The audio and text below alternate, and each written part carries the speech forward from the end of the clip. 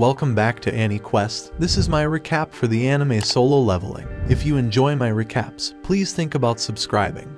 We see on an island, where a group of hunters face off against several giant monster ants. Their leader gets right up close to one of the ants and says they have to hold them back no matter what, no retreat allowed. But damn, these hunters get overwhelmed real quick. The leader is losing consciousness, and one of the ants is chowing down on his insides. It looks like he's gonna die. But out of nowhere, this dude with crazy strong healing magic saves him just in the nick of time.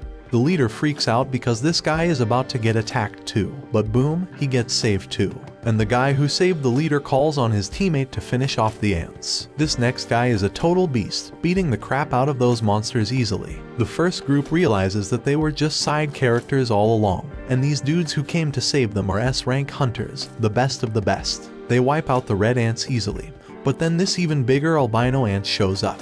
The attackers decide to engage the ant, while they leave the wounded leader to the healer. They go all out, using their teamwork to rip off its face and arms. The super powerful warrior uses one of those ripped off arms to obliterate the giant ant. But hold up, there's no time to celebrate because the albino ant army arrives. It turns out the giant ant was just one of many, but these hunters ain't scared, man. The mage guy powers up his lightning, and the brute dude goes into full-on Hulk mode, ripping his clothes apart with his massive muscles. You can see their crazy fight from the city, where this other guy named Choi is relieved they made it in time. Choi's got his hands full because the city's got a serious ant problem too. But he handles it like a boss and lights it up with some serious flames, leaving only the colorless ones. And he's got a team of exterminators to help him out. We then learn that over 10 years ago, portals that could connect to a different dimension suddenly appeared in the world. And guess what? All types of monsters come from the portal. Only folks with special powers, called hunters, can fight them off. The hunters are ranked based on their magical abilities, from S rank being the highest to E rank being the lowest. But here's the kicker, once their powers awaken, they can't get any stronger, no matter how hard they try. 3 years have gone by, and that construction site is now a dungeon raid spot. We see this dude grabbing some drink before he heads in, and one of his friends calls out to him. He's surprised to see him there since he heard that Park quit being a hunter. That was true, but then the economy smacked him in the face after his wife got pregnant a second time. So the dude needed to make a ton of cash real quick, and a dungeon raid seemed like the perfect way to do it. We see that our hero has arrived. His name is Jin-Woo. He recently joined the group, but they've already nicknamed him the weakest hunter ever. He greets everyone as he walks in. So Park asks why everyone seems to know him, thinking maybe he's some super strong hunter, but it's the complete opposite. Jin-Woo is known as the weakest hunter ever. He managed to get himself injured and ended up in the hospital in an E-rank dungeon. They might as well create a new rank just for him, like an F rank, because he's that weak. But here's the thing, his reputation as the weakest works in his favor. If they call him in for a dungeon raid, it means it's probably gonna be a piece of cake. Jin-Woo heard every word they said about him, but he couldn't deny it because it was true. He's just that damn weak. This woman named Juhi calls him out, and it turns out Jin-Woo knows her from a previous mission they did together. But forget the greetings, she's more concerned about his latest injuries, and asks him what the hell happened this time. They sit down, and Jin-Woo explains the embarrassing fact that he got injured in the lowest ranking dungeon. And get this, the team didn't even have a healer with them, because they didn't think any hunter would be dumb enough to injure themselves there. But they didn't take into account Jin-Woo dumbass existence. Juhi gets pissed on his behalf, but Jin-Woo already knows it ain't their fault. It's his damn fault for being so weak in the first place. It's time to enter the dungeon, and they're all about to head in. So this dude named Song Cheol suggests he be the party leader for this expedition. No one objects, so he leads the way. And before Jin-Woo goes in, he gets a friendly reminder to stick close to the group, so he doesn't get hurt again. Jin-Woo's only weapon is a crappy little knife with barely any magic power because that's all he can afford with his measly earnings. But he swears he'll give it his all anyway. In another place, there's this president of the Hunters Association named Juhi. He just finished a meeting with the government. They warned him about something called dungeon break that they needed to avoid. However, these same people demanded that they get the goods obtained from the dungeon. The members of the association make their living by selling the stuff they find in the dungeon, so Juhi doesn't have a problem with that request. The crystals they get from defeating magical creatures are called magic gems, and they sell them for money. Now let's go back to Jin-Woo. Somehow, he managed to get his hands on a magic gem. Of course, he's thrilled about finally getting one, but he quickly has to defend himself against a goblin. When Jin-Woo attacks the goblin, Jin-Woo's blade shatters to pieces. The goblin stabs our hero, and instead of fighting back, Jin-Woo just stands there screaming. Luckily, the big guy from earlier rushes past the useless girl and saves Jin-Woo. While she heals him, Jin-Woo can only watch as the rest of the team does all the work. We then find out that magic gems obtained from high-ranking magical creatures can be used to make more powerful weapons to defeat even stronger creatures. Mana crystals from the dungeon can also be used as weapons, but they're not nearly as effective as the magic gems. The government wants to use these items as a new kind of energy source. It's safer, more efficient, and causes less pollution compared to other types of power. It's like the perfect green energy, and the government is desperately researching how to generate electricity from these gems and crystals. Since these items can only come from the dungeon, hunters become incredibly valuable. Meanwhile, back in the dungeon, the team celebrates their victory after defeating the dungeon boss. Jin-Woo must be the weakest person ever because he took a beating and Jin-Woo is still healing him. She wonders why he even became a hunter if he's always getting injured, and thinks he's gonna meet his end one day. Jin-Woo apologizes, but his words don't mean much and she's just worried about him. Everyone gets their share of the spoils from the battle, but there weren't many mana crystals, so they won't make much money. Jin-Woo starts to doubt himself and feels disappointed to have only gotten a measly E-rank gem.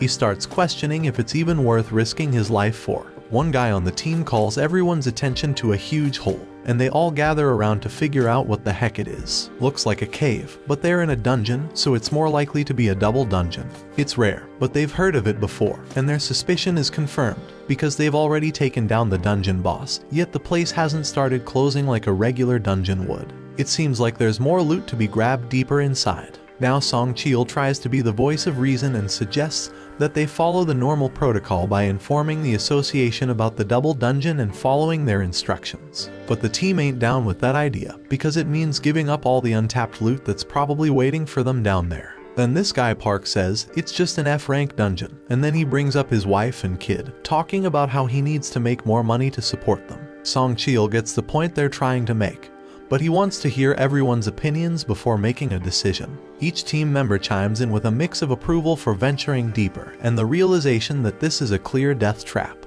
In reality, 6 voices are answering to go to the cave, while 6 voices want to turn back. That means someone needs to break that tie, and the only one left who hasn't voted is Jin-Woo. The decision is left up to him, and he knows damn well that a D-rank dungeon is insanely dangerous for him. But with his father missing, he's the only one in his family who can earn any money. He's already burdened with a ton of financial responsibilities. His mom's in the hospital, and his sister needs to go to college, so he can't stay broke forever, so he decides to go into the dungeon. Elsewhere, in the lab, where people are getting tested for their magical powers. In the waiting room, the others are ready to recruit any promising new hunters. This ranked hunter Choi has told his people that regardless of age or gender, they're getting recruited. Meanwhile, some thieves snatch a purse and get ready to run over a girl who's in their way. This girl fearlessly snatches the purse back from those guys without even blinking. It's like it's just a regular day for her. This girl is Cha-hee, the famous S-rank hunter. She's a celebrity, but she can't handle all the attention. Her fans go crazy over her, and she makes a super dramatic exit. Back in the dungeon, the party has been walking for 40 minutes now, and they haven't found anything valuable yet. And the portal to a dungeon closes after an hour, so they only have another 20 minutes before they're out of time completely. Jin-Woo says sorry to Joo-hee for making her come along because of his vote, but she's more pissed about how he doesn't worry more about his own life. If he had been stabbed just a bit higher, he'd be dead. And on top of that, she had a hard time healing his hands and feet. She keeps scolding him, and he realizes that it's only because of the B-rank healer that he can survive. Jin-Woo feels sorry, so she suggests that buying her a meal would be a good apology. Our boy is taken aback by her forwardness, but before they can continue their discussion, the team discovers the boss's room. It's unusual to find such massive doors, so something feels off. Kim refuses to leave empty-handed and is determined to enter, with the others joining him. Meanwhile, in the city, a group of hunters are going through an orientation where they watch a video of Gun-hee. He explains that the dungeon portal has been around for over 10 years, and there are still many mysteries within. Being a hunter is dangerous, even for the most experienced ones, so they must always be cautious during a raid mission. They can't afford to be arrogant, and the main key to survival is extreme caution. However, this group in the dungeon seems to have completely forgotten those words and is entering a mysterious, dangerous, and unexplored room. These guys act very naturally, as if they're on some amusement park ride, as they've never seen a dungeon like this before. The statues look ancient and at least 100 years old. Jin-Woo is fixated on the biggest one, and Joo-hee starts feeling uneasy due to the eerie silence. Everyone wonders where the boss is, and Song Cheol stares at something that looks like a magic circle on the floor. His attention is drawn to a tablet with ancient writings, containing commandments about worshipping some god. But Song is more concerned about something else. Joo-hee is certain she saw the giant statue's eyes move as if it was looking right at them. Jin-Woo thinks she's just losing her mind, but everyone is shocked when the door suddenly slams shut. One dude on the team, who didn't even want to come in the first place, realizes something's off and tries to bail. But out of nowhere, one of the statues slices off half his body in an instant. Everyone loses their minds, because not only did someone just die, they got taken out so damn fast that nobody stands a chance against that power. Our boy turns his gaze back to the main statue, hoping that it doesn't move as well, but to his horror, it looks back at him. We take a peek into Jin-Woo's past. The dude's been through some serious life or death situations. In his first mission, he got separated from his crew and attacked. Another time, he damn near starved to death while trapped in a maze. He's even been injured by some weak magic beast and ended up in the hospital for weeks. Even the lowest ranked, crappiest dungeons pose a real threat to this guy. Most hunters collect gems and sell them to buy better weapons, which they use to take down tougher beasts and earn bigger rewards. But not Jin-Woo. He's stuck with a cheap little knife, and if that thing ever breaks during a fight, he's left fighting barehanded. His clothes are all raggedy with holes in them. He constantly gets mocked by others. He is stuck in this dangerous job that barely pays the bills. His only way to survive is by finding clever tricks and studying every little detail around him. Fast forward to the present, Jin-Woo senses the danger oozing out of the giant statue, but he can't warn the others in time. That giant shoots out a massive beam from its eyes, causing chaos and destruction.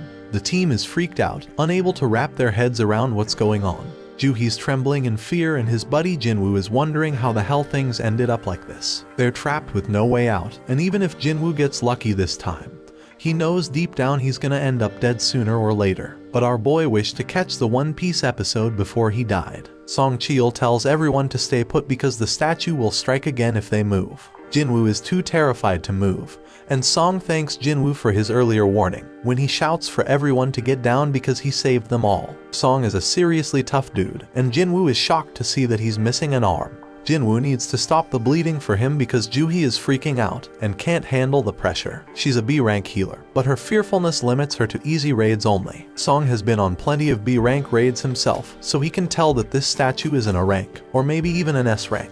The tablet had some stuff written about praising God or facing consequences, so Jin-Woo figures that this statue must be the god it was talking about. We then find out that 10 years ago, these gates started appearing all over the place, and brought about all sorts of supernatural stuff. One result of this is people awakening special powers called hunters. Their job is to take down monsters in the dungeons, and once a hunter's power awakens, it stays the same. At school, Jin-Woo's sister tells some girl about how her brother always ends up getting hurt. This girl can't believe that Jin-Woo is a hunter and says she'd be a better hunter than him. Back in the dungeon, Song wants to come up with a plan to escape, but this one man gets impatient. He just signed up with some famous guild and doesn't want to die now. This guy is confident that his insane speed will get him out of there. He does have some crazy speed as he takes off running, but the statue disintegrates him, leaving only his fast feet behind. That makes it clear that this statue could wipe them all out in a heartbeat if it wanted to, and it could do it easily. So why doesn't it? Jin-Woo realizes it must have something to do with the first command, which is to worship God. Jin-Woo gets up, having come up with an idea, and gets a determined look on his face. Song is worried, but amazed to see that Jin-Woo hasn't given up on surviving this mess, judging by the fire in his eyes. Jin-Woo locks eyes with the statue and manages to prevent it from attacking at the very last moment. Our boy figures something out and tells everyone to bow down. Jin-Woo thinks that if they show some respect to God by keeping their heads low, these freaky statues won't attack. Now everyone else is too damn clueless to come up with a better plan, so they all start bowing down to the statue, scared as hell, hoping this will save their sorry asses. But things get terrifying when the statue makes a terrifying face, moving mutton chop despite all the advice, and gets all pumped up because the statue ain't attacking anymore. And guess what? Everyone follows his dumb lead. But our boy he's say there's more to this crap. Right then, the statue makes a crazy move and stands the hell up. Now the supposed leader turns to Jin-Woo, hoping he's got a plan. But damn, our boy doesn't, but for the fact that they can't break the commandments set by the tablet. The second commandment says they gotta praise God, so this brave dude with long hair steps up and starts praying to the damn thing.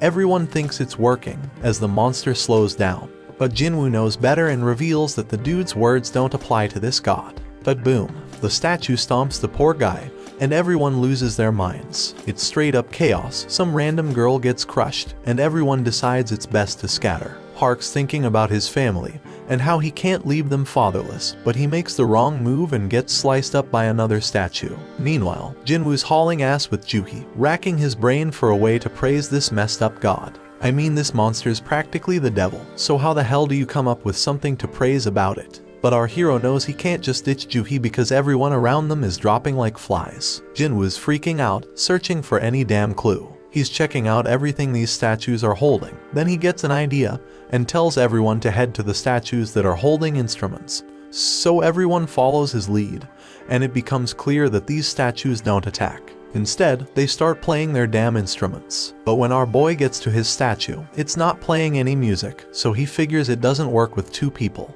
Jin-Woo leaves Juhi behind, and that statue starts playing its tune. He hauls ass to find his statue, but damn, he nearly gets crushed. And then someone screams because Jin-Woo's landed his sorry ass in front of the wrong goddamn statue. It slams its shield right on top of him, and Juhi goes nuts, screaming for Jin-Woo. Our boy is still kicking, but he's in really bad shape, determined as hell not to give up. But damn, that giant's ready to finish him off for good. Jin-Woo ain't ready to bite the dust, though even as that massive mofo stomps its foot down our boy. But guess what? Just in the nick of time, a statue starts singing, and we see Jin-Woo made it to that statue just in the nick of time.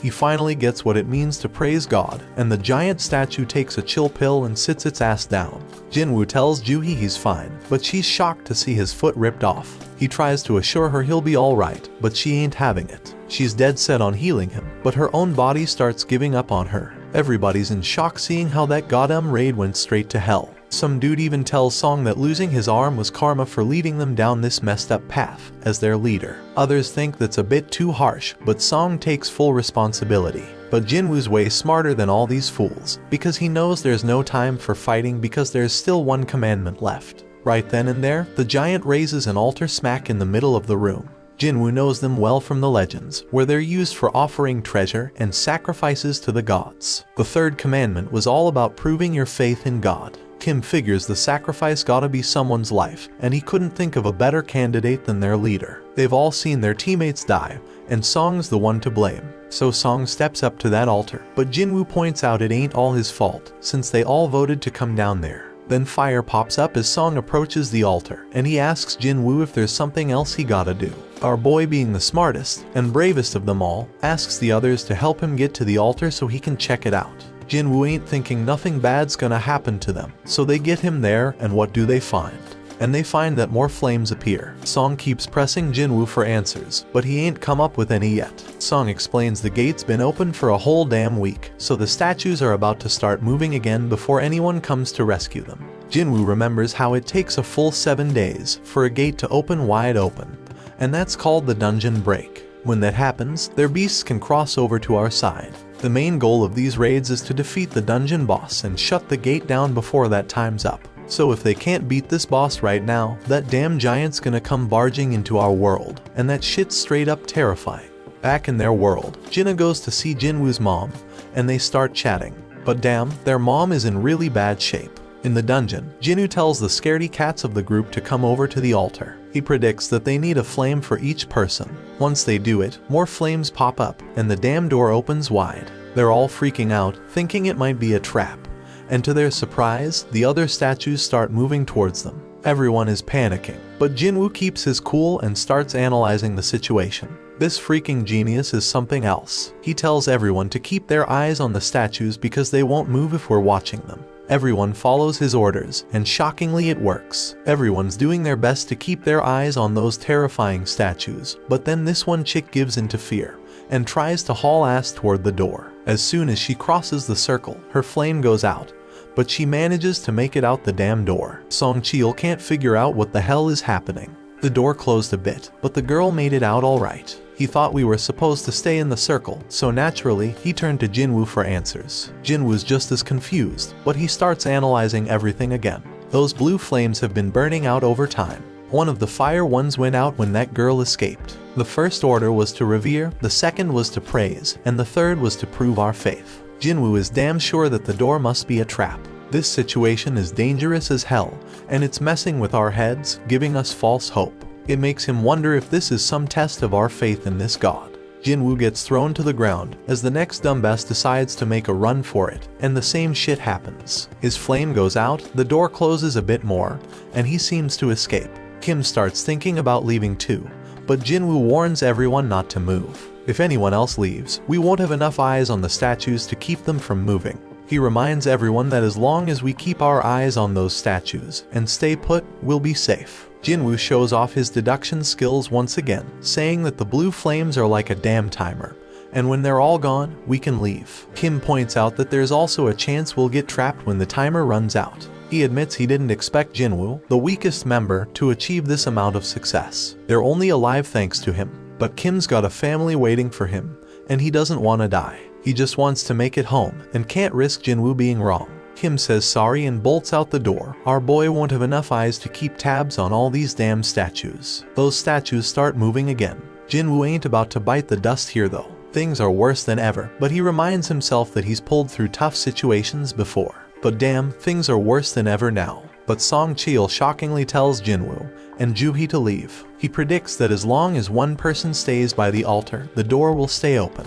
And since Jin-Woo and Joo-hee have some long lives ahead of them, he insists they should be the ones to make a run for it. Song Cheol wants Joo-hee to look after Jin-Woo, but the poor girl's legs give. Things couldn't possibly get any worse, and Song realizes that Joo-hee must have pushed herself too hard to heal Jin-Woo. Things have gone to the dogs, so Jin-Woo tells everyone to leave him behind. Joo-hee needs someone to carry her ass out of there, and Song's the only one with 2 working feet. Joo-hee thinks she should be the one left behind, but Jin-Woo reminds her about that lunch date they had planned. He hands her his gem so she can treat herself to a meal, and promises to get the change when they all make it out of this dungeon. Joo-hee won't ditch him, but Song apologizes and knocks her out. They're running out of time. He apologizes to Jin-Woo too, and bolts with Joo-hee to safety. Our boy can at least find comfort in knowing he's the only one who's gotta bite it, and his only regret is not having a better damn life insurance policy. Our hero grabs hold of a sword, dead set on taking one of these statues down with him. He tells them to bring it on. Those statues go full savage mode, ripping into him as he fights tooth and nail to stay alive. Jin-Woo thinks about how he has always been the weakest. He's constantly getting mocked for it, but he's always given it his all. These damn statues ain't letting up, they chop off his arm, and Jin-Woo screams in pure agony. He's angry because it doesn't have to end this way after he poured his heart and soul into trying to become stronger. But these statues keep inflicting more pain and thrash him about further. But despite all the setbacks, he can't help but think about how he gave everything he had to make it this far. He's a fighter, even with just a sliver of life left in him. He's got this burning desire to let out a scream of pure anger, but he can't even do that as he is stabbed through the chest. Jin-Woo's on the brink of death, but you can feel the rage coursing through his veins. He starts reflecting on how the first few people who ran away were just weaklings. They claimed they couldn't handle it anymore, but deep down, they were just selfish. Those fools were only looking out for themselves, and it's always the most selfish jerks who end up benefiting the most. That thought fuels Jin-Woo's rage even further. He's got a family too. All he wants is to make it back home alive, just like those lucky ones before him. The pain is unbearable, and he starts wondering if it's a good thing that he's the only one who has to die. In his battered state, Jin-Woo's mind starts wandering, and he realizes what a hypocrite he's been. He's struggling to catch his breath, desperately clinging to life. He doesn't want to die, but the final attack comes crashing down on him, and our boy wishes he could have one more shot. And just when it seems like it's all over, the final blue flame goes out, and this mysterious notification pops up out of nowhere. It turns out he's completed some secret quest called Courage of the Weak. It's offering him the opportunity to become a player. The catch is if he doesn't accept, the player's heart will stop in a fraction of a second, so no choice, and he hits that yes damn button. Right at that moment, Jin-Woo wakes up in the damn hospital, and he's straight up shocked to find out that he's still got his damn arm. He remembers getting dismembered and all, but here he is, with his leg intact too. No sign of getting stabbed in the chest either, so he starts thinking, was that all just a crazy dream? And just when he's pondering this, some dude named Woo rolls up and introduces himself as the manager of the Hunter Association's surveillance team. And that purple-haired dude, yeah, his name's Kang, but they ain't saying why they are there. They do reveal that Jin-Woo was unconscious for 3 straight days. And get this, Juhee and Song ain't dead either. Song lost his arm though, so he might have to peace out as a hunter. Juhee's all sorts of messed up mentally, so she's getting psychiatric care. But it doesn't look too good, bro, so she's probably not gonna continue as a hunter. Only 6 peeps made it out alive from that crazy double dungeon they stumbled upon. Being a hunter is always a risky business, but what went down that day was a real tragedy. And here's the real mind-boggler, when another guild showed up later after being alerted by the survivors, and they found just Jin-Woo. No signs of the temple or their statues. The survivors all told the same wild-ass story, which is hella hard to believe. Everyone's stories match up perfectly, so nobody's suspecting them. It's a crazy situation. And now, Woo's got this theory. He looks at Jin-Woo and asks if he has a second awakening. Woo explains that a hunter's power is determined when they awaken it, and it doesn't change after that. But on some crazy rare occasions, a hunter can go through a second awakening. This mind-blowing event can push them past their previous limits, even to the O or S rank. Jin-Woo gets all pumped up, thinking about this, and Woo brings out this meter thing to test Jin-Woo's power. Woo figures that if they really went up against an instant-level magic beast as the survivors said, a low-level hunter wouldn't stand a chance. And since there ain't a single monster trace left behind, the most likely explanation is Jin-Woo's second awakening. Jin-Woo's hyped as hell to hear the results of his mana test. But damn, the results ain't looking good. Woo admits they messed up, and they leave. Turns out Jin-Woo only scores a lousy 10 on the test. Even E-rankers usually get at least 70. A score of 10 puts Jin-Woo in civilian territory. And to top it off, the dungeon just vanished, so they can't even investigate how Jin-Woo pulled off survival. Jin-Woo's bummed out by the whole damn thing, but he can't help but wonder why those guys didn't ask about the freaking thing floating in the air. He's freaking out, wondering if he's the only one who can see this, and then he realizes it's like a touch screen or something. Jin-Woo remembers getting a message about becoming a player, but his sister interrupts his thoughts. She's all worried about him, so he apologizes and asks if she can see the panel. She can't see it, so he asks if she knows how opening messages in games usually work. Jenna thinks he's gone nuts, but our boy reminds her she used to be a gamer. She gives him the obvious answer, saying he just needs to check his inbox. Right then, a notification pops up saying Jin-Woo has a daily quest, which is all about strength training. After Jenna leaves, our hero opens up a ton of these panels. They explain that the system is there to help the player get better, and if he doesn't follow it, there's gonna be consequences. They've also sent him some rewards, but Jin-Woo has no clue what any of it means. Jin-Woo accepts his daily quest, which sets out a bunch of goals like push-ups, sit-ups, squats, and running. But if he fails to complete the quest, he's gonna get penalized. Jin-Woo starts wondering if this whole thing's a joke since he's stuck in the hospital and ain't got no energy for any of that crap. Outside, Woo tells the chairman that Jin-Woo didn't have a second awakening. The whole incident's still a mystery, so they gonna mark it as a special case and look into it more. Meanwhile, Mr. Choi tells Cha-hee that she gonna be part of a B-rank raid as an instructor. This raid's gonna test and train the recruits, and he can't think of a better instructor than her. Cha-hee doubts her teaching skills, but Mr. Choi tells her to just fight like she always does, and everyone gonna learn from watching her. He goes on to explain that the Hunter Guild is one of the top 5 guilds in the country, but they ain't nothing special on the international stage. Hunters can't level up on their own, but they can improve their collective combat skills. Somewhere else, another gate opens up, and the observers are all like, damn, when are the hunters gonna show up? At the freaking hospital, Jin-Woo falls asleep as the clock reaches midnight. Then a damn notification pops up, saying he didn't finish his quest, and suddenly the ground starts shaking like crazy. Jin-Woo is frigging terrified when he finds himself in the middle of a damn desert, and to make things worse, there's this giant creepy caterpillar monster right in front of him. But suddenly another notification pops up, saying he's got a penalty quest, and he's gotta survive for 4 freaking hours. Back at the hospital, the nurses are all like, where the hell is Jin-Woo?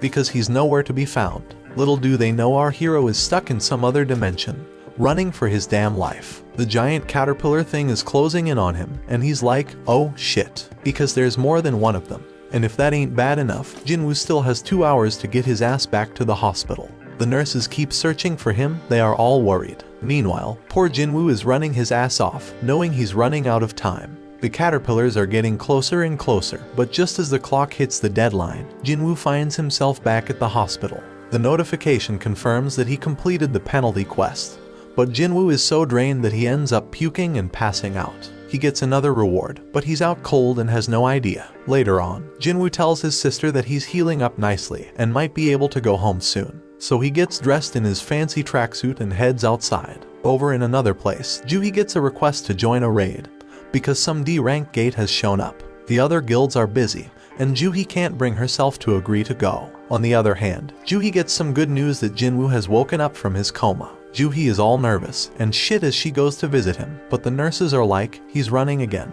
Just like every day since he woke up. Outside, Jin-Woo is thinking about how it's been 4 days since he woke up, and he's learned a few things. First off, those pop-up windows he's been seeing are for real, not some crazy hallucinations. And when he completes his daily quest, he gets 3 types of rewards. One is full recovery, which he uses now to shake off all that exhaustion from running. Then there are ability points, which he can use to boost his skills. Currently, our boy can totally feel the difference.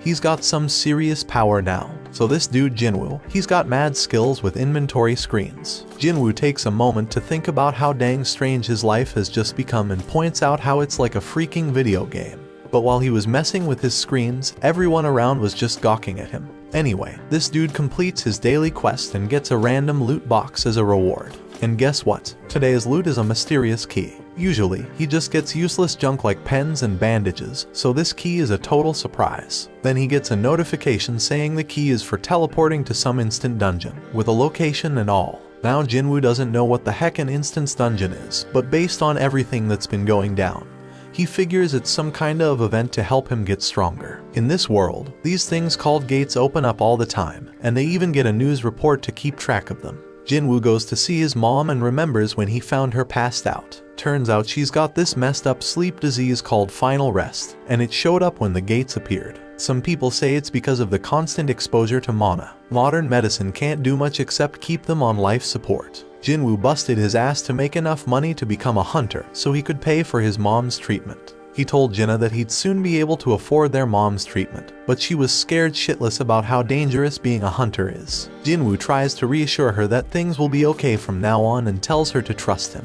But damn, it's clear that he's useless in a fight, and he ain't getting nothing from the rewards because of it. But things are different now. Jin-Woo's putting in work to train his body, pumping all his ability points into strength. He even shows off an apple that he's crushing to show his progress. This dude's dead set on getting stronger and ain't taking no shit. So he heads to the location from the key notification, fully prepared for whatever's coming.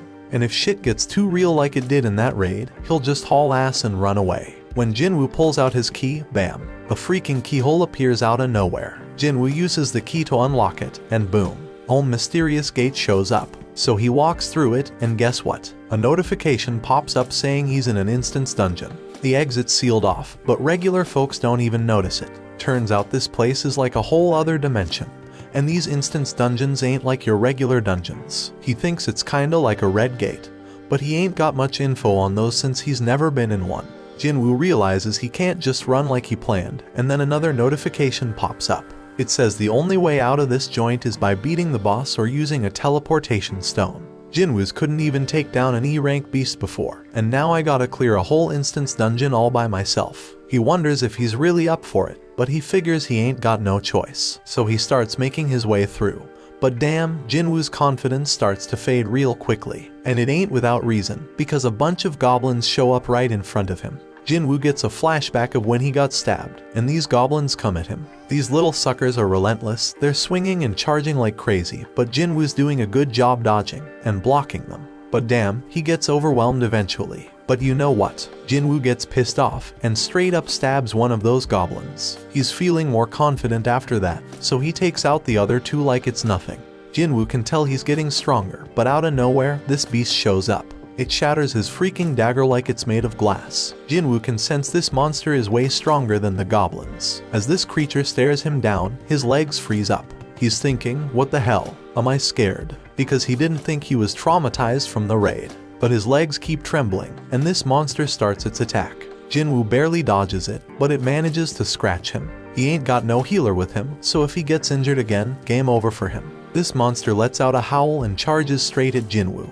Jin-Woo is dodging like a ninja. He can't believe how damn light he feels. The monster tries to come at him again, But Jin-Woo ain't taking that crap no more. He's done being a pushover and decides to throw a powerful punch. Damn, he can't believe how much stronger he feels after beefing up his strength. Sure, the monsters still got the upper hand, but Jin-Woo ain't giving up without a fight for his damn life. His attacks ain't doing much though, so he's gotta focus on evading the monster's strikes. Now Jin-Woo's at a loss for what to do next. He realizes he can't handle this alone, so he bolts because he ain't got no party or healer. All he's got in his bag is water and food, and he wishes he had a weapon with some magical mojo. But then, Jin-Woo gets a freaking brilliant idea. He checks his inventory and pulls out a sword at the freaking last moment. And boom, he slices that monster in half with a sword. Jin-Woo has no freaking clue how the sword ended up in there, but he remembers Kim saying he dropped 3 million on it. That's a weapon Jin-Woo could never afford.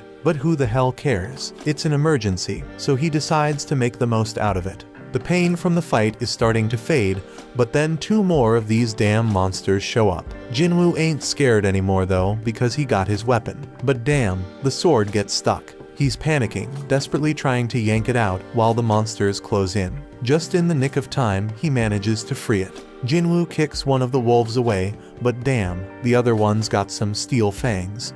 He kicks that sucker and tells it to find something else to chew on because he just got his sword. He takes down that monster, and now there's only one left. But Jin-Woo's like, these things ain't nothing compared to the giant statue. Now all Jin-Woo's gotta do is act tough, and the remaining wolf runs off like a scaredy cat. When he finally gets a break, Jin-Woo realizes he's reached level 2, something that never happened with his daily quests. He figures it's because this was real combat, and he realizes all his stats go up by 1 when he levels up. So he gets 5 points from real combat, while daily quests only give him 3. Fighting is more efficient, no doubt about it. He ain't sure exactly how much 1 point makes a difference yet, but Jin-Woo's certain that strength is the most important stat of them all. He's got it at 32 now, and he feels like he's walking on air. He thinks the higher his base abilities grow, the more points he'll gain. Our boy is more fired up than ever now that he's found a way to get stronger. So he goes to check the beast for essence stones, but damn, he gets items instead. Like in games, Jin-Woo figures this dungeon, and the magic beasts inside are different from the ones in gates. And guess what? He's shocked to find out his system has a freaking shop, but his level is too low to buy anything. At least he can sell stuff though. The dude manages to get 20 gold from a tooth. Jin-Woo ain't sure how much that's worth, but he remembers he's in an E-rank dungeon, so it probably ain't much. Now Jin-Woo's thinking about what he's gotta do next. He can't bounce until he beats the boss, and he ain't got a clue where to find a teleportation stone. To make things worse, if he stays too long, he'll run out of food. He knows damn well he can't take down a boss right now, even if it's just E-rank. So he's wondering if he should level up first. Right then, Jin-Woo's mind gets blown when a whole pack of wolves shows up. Jin-Woo tells himself not to be scared because he already knows what dying feels like. This time, he charges straight at them wolves and starts slicing them up like a meat. Jin-Woo promises he ain't going down easy, but he knows them wolves ain't gonna give up either. This dude's getting a little crazy because he wants the fight to last and be intense. He just wants to get stronger, so he's gonna follow all them ridiculous rules from the system. Jin-Woo chops through all the monsters and notifications pop up everywhere like crazy. When he's done, he gets a final notification saying he's now the wolf assassin. Outside, some folks walk by a portal and they wish the damn city would do something about it already. Inside the dungeon, Jin-Woo's dead tired, and he realizes his sword's about to give out. Just then, he gets a notification explaining the perks of being a wolf assassin. Jin-Woo gets a 40% boost to all his abilities when fighting animal-type monsters. And guess what? When he checks his inventory, he finds a whole bunch of fangs and a cloak. But here's the real kicker. He also finds a teleportation stone. Jin-Woo thinks about using it to bail, but he hesitates because he might never get this easy of a chance to get stronger again. He's got no clue what's gonna happen to this dungeon when he leaves. It might just vanish into thin air. It could be like some limited time event in a game and vanishing without a trace. Faced with this tough decision, Jin-Woo decides to keep moving forward. Meanwhile, Ju-hee gets a call from the Hunter Association saying there's been a dungeon break at a gate nearby. They're running low on healers, so they need her help. Juhee feels guilty because she turned them down before, but now she's like, damn, Jin-Woo worked his ass off, I gotta step up. While Jin-Woo's still fighting in the dungeon, he realizes the higher his level gets, the easier it is to kick monster ass. Plus, the text describing them starts changing colors. White means they're weak as hell, orange means they're on par with him, and red means they're seriously strong. Those wolves that were red before, now they're white. That means Jin-Woo has seriously leveled up like he's become a beast. Jin-Woo knows there's this one monster lurking downstairs that he can't mess with at his current level. His perception skills are on point now, and he can feel something straight up terrifying down there. This monster is so damn powerful, it's giving him mad goosebumps. Jin-Woo's sword is almost done, and he ain't see any more room for leveling up in this area. But his whole goal is to get stronger, so Jin-Woo decides to just go down the damn stairs. When he reaches the bottom, bam, something attacks him with lightning speed, and he barely has time to react. Jin-Woo's sword snaps in half, and this massive serpent pops up in front of him. Damn, Jin-Woo's mind is blown, because even with all his leveling up, this beast's name is still orange to him, which means it's insanely tough. It's crystal clear that this snake is the boss, and there's no way his sword can pierce its thick scales. He knows for sure that fighting without a weapon would be a death sentence, so when the snake strikes, Jin-Woo goes all out with his sword. This colossal snake knows how to pack a punch, so Jin-Woo needs to figure out a way to get around its defenses. But damn, this thing's armor is hella tough, so all Jin-Woo can do is run for his life. The snake whips its tail like a straight-up badass, and Jin-Woo knows he's screwed if he gets hit. He does his best to block it, but he takes some serious damage. This creature doesn't quit. Jin-Woo gets tossed around like a rag doll, and he even has a train launched at him. Our boy thought he had gotten stronger, but it wasn't enough. The train barely misses crushing him, and Jin-Woo starts questioning himself. How much stronger does he gotta get before he stops being the laughingstock? He remembers when people called him the weakest hunter ever, and it hits him hard. Song was the one who spilled the beans, and he pumped up Jin-Woo to prove them all wrong. As this snake straight up overwhelms him with its crazy power, tossing him into a whole new area, Jin-Woo has an epiphany. He got stuck with that nickname because he was weak, the same reason he got mocked. Jin-Woo takes a second look and realizes that those with mad strength always have the upper hand in any situation. But the powerless ones ain't got nothing to do around the strong except shake in fear and stand around like losers. The weaklings always get looked down upon. You might be smart, creative, and caring, but when you face some serious strength, none of that's gonna save your sorry ass. Jin-Woo figures out that being kind won't get him anywhere, so he's gotta toughen up.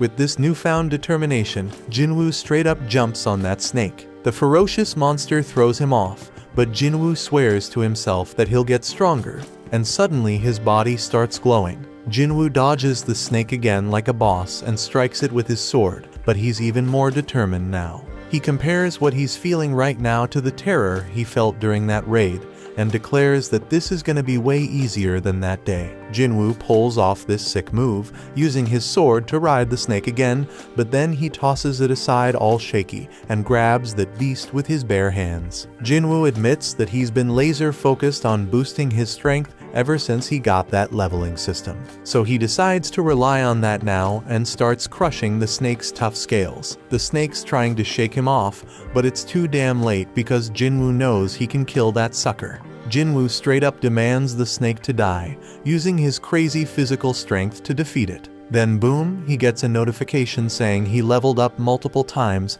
and our hero bursts out laughing. He's like, damn, I really got stronger. We see the aftermath of this epic battle. Another notification explains that he just kicked the Swamp King's ass. He gets this badass dagger made from the serpent's fangs that's twice as powerful as Kim's sword. It even has paralysis and drain effects, and he also gets this toxic potion that'll make his skin tough as nails, but mess up his muscles permanently. Now the dungeon turns into a train station, and Jin-Woo realizes he beat the whole damn thing by himself. He's walking around with his broken sword, but there's nobody in sight. Some soldier tells Jin-Woo to find shelter, but he quickly figures out that Jin-Woo is a hunter. The soldier's like, my bad, let's go kick some ass together. There are monsters all over the place, so Jin-Woo figures it must have been a dungeon break, and some magic beast came out of a portal. The soldier says they handled most of the situation, but there's still one huge badass monster left. Jin-Woo's perception ability has gone through the roof,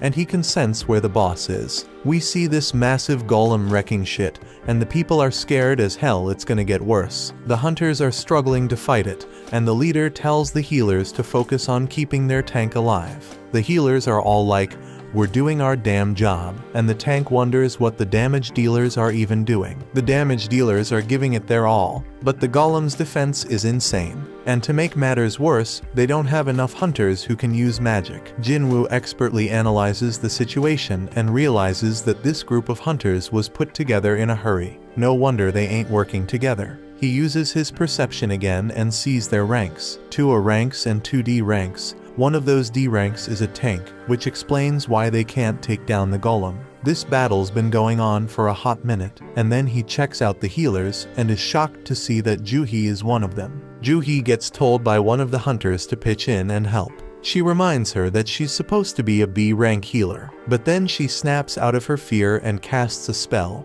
and the hunter's like, "Stay focused, girl." But poor Juhee can't shake off those creepy memories of the giant statue, so she loses her concentration again. Jin-Woo notices she's still freaked out, but he doesn't blame her because he's feeling the same way. Then it hits him that things have actually changed. This golem is a weak-ass D-rank boss, way weaker than the one he just fought. The hunters start freaking out because they're losing the battle real quick, and they realize they ain't got a chance without a higher-ranked hunter. That's when Jin-Woo gears up for an attack and figures out that they can take down the golem if they can just break through its defenses. Jin-Woo plans to lend them a hand by using an attack strong enough to pierce through the stone. Jin-Woo hurls his busted sword with so much force that it straight up shatters the golem's shield, and the hunters start wailing at it. They barely lay a finger on it and manage to bring it down. They can't believe they actually did it, but the tank guy ain't convinced. He's all like, "None of our attacks were doing squat before. What the hell broke that thing's defense?" He's dead certain it wasn't any of them because they couldn't even scratch the damn thing. Then he spots the sword lying nearby and puts 2 and 2 together. He realized that this sword was the reason, but couldn't believe it. I mean, this was a boss-level golem that even 10 hunters couldn't touch, and now it's taken down by some old beat-up sword. He asks if anyone saw who threw the sword. The soldier explains that it was the fisherman they brought with him. But here's the kicker: the hunter's gone missing, and the tank stares in utter disbelief. This person had some next-level power, and he couldn't help but wonder how high-ranked this mysterious hunter was. Jin-Woo dipped out of the area to keep his power on the down low, and he's like, "I didn't think one attack would do that much damage." Our hero might not even realize the extent of his power, because he figures the monster must have been seriously messed up before he struck. The battle's done, and Juhee's wondering if it was Jin-Woo who came through in the clutch. Some time passes, and we see the nurses at the hospital gossiping about Jin-Woo's rank. They're all talking about how he looks pretty average, but damn, that dude is seriously ripped. In Jin-Woo's room, our boy is grinding hard, hustling through his daily workout routine. These thirsty nurses won't shut up about him. They can't even believe how fast he's transformed. One poor nurse straight up falls for Jin-Woo when she catches him post-workout, and she can't stop staring at his ripped body. Today's the day Jin-Woo bounces out of the hospital, so this desperate nurse asks for his digit. But Jin-Woo ain't all there yet, still stuck on the fact that he thinks she just wants to send him test results after he's released. On the news, we catch up with Beak, that S-rank hunter who took down the giant ants. He's one of only 7 S-rank hunters in the country and gives us a glimpse into the life of a top hunter. He breaks it down, saying he's gotta train like a beast every day when he ain't raiding dungeons. Even the smallest mistake could lead to his buddies getting hurt, so he gotta stay sharp, no doubt. Gina notices that Jin-Woo is now seriously ripped and has even grown taller. Jin-Woo reminds his scatterbrained sister to grab an umbrella for school and sees her off. When he's alone, Jin-Woo figures he can hit his run later and wonders if these fresh gains are because of his boosted stats. He figures if he keeps this pace up, he could become a massive bodybuilder. Jin-Woo starts thinking about where to allocate the new stats he just got. Dude's sitting at level 18 now. He's now level 18. He knows that strength increases his damage, but he also knows it's pointless if he can't land a hit. Besides vitality, perception, and agility, he also got this intellect stat. He figures it's gotta be something to do with magic, but he ain't sure if he needs that. Jin-Woo makes up his mind and dumps all his points into strength and perception. Right then, Jin-Woo gets a call from his landlord, who's reminding him that he hasn't paid last month's rent. Lucky for our hero, he's gotten way stronger, and taking down goblins is a piece of cake now. That means making cash is easier, but there's one issue.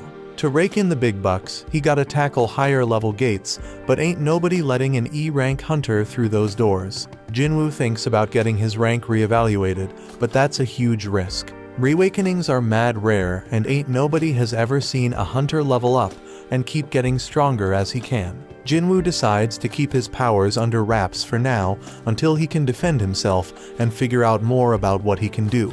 Then out of the blue, Jin-Woo is shocked by a job listing and bolts off. The dude's hustling with his daily training to score some reward, and he links up with this hunter named Hung. Hung apologizes to Jin-Woo because his crew thinks he's the weakest hunter ever, but Jin-Woo plays it cool and lies, saying they ain't wrong. Hung explains they're heading into a C-rank dungeon, but they need at least 8 people to enter.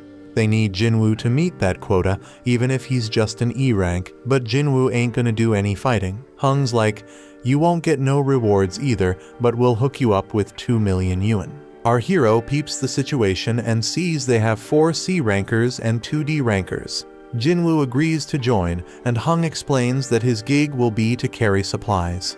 They must not have a healer because they gotta haul med stuff. Hung adds that it's tough for independent parties to snag healers. Jin-Woo's a bit worried because this party's full of tanks and damage dealers, but he's like, screw it, I'll sign the contract anyways. A 20-year-old D-rank hunter named Leo was introduced, and Jin-Woo figures he must come from a loaded family given his fancy gear. Leo wonders if Jin-Woo can handle lugging around all the heavy supplies, but Jin-Woo assures him he'll be fine. Leo has no clue that Jin-Woo's a beast, and he's tripping if Jin-Woo can handle carrying all that heavy crap.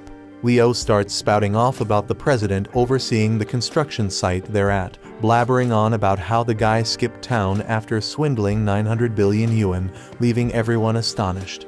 They all roll up to this freaking massive gate and start thinking if it's really just some C-rank dungeon.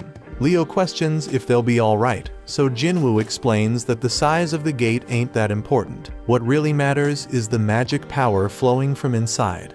And that's what the Hunter Association uses to assign ranks. Anything above a B rank, the big guilds take care of, so this C rank joint shouldn't be too much of a challenge. Jin-Woo knows all this because he's been a hunter for a while, but he realizes he ain't never actually tackled a C rank dungeon before. They step through the gate and use the light to check things out, but damn, they're shocked to find there ain't no magical creatures in there.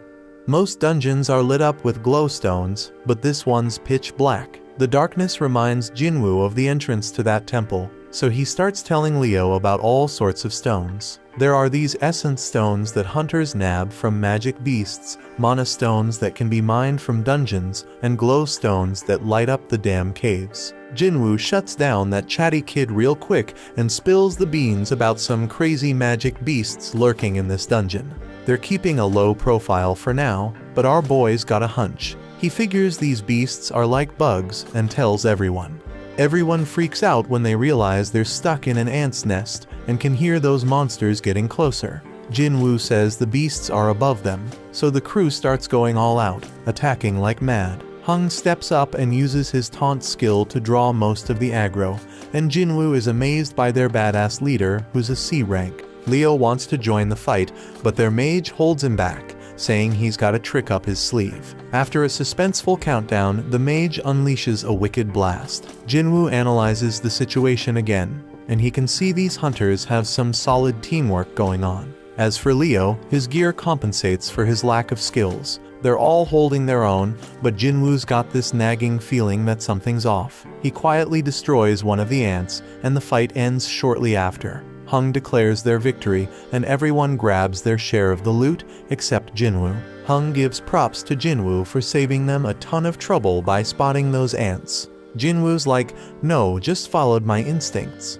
But then Hung noticed that some of the ants were messed up, and it wasn't from swords or magic. He thinks maybe some other magic beast got to them, but that would mean there's something even stronger lurking around here. Several ants were torn to shreds, so Hung wondered what could be big enough to take them down. Leo spills the beans about how his pops hooked him up with a bunch of sick gear for his first raid, and Jin-Woo's stoked to hear that. He ain't sure why yet, but he tells Leo they gotta be extra careful. Over in another spot, a dude working out gets startled by a loud noise of destruction. But don't trip, someone tells him to chill because it's just their guild master training, and turns out it's Beak. This dude is a beast, and the kid's jaw drops when he sees Beak smash through a massive stone with just one hit. Beak doesn't even flinch, and says it wasn't even a good warm-up. Back in the dungeon, Leo's still worried about Jin-Woo carrying everything.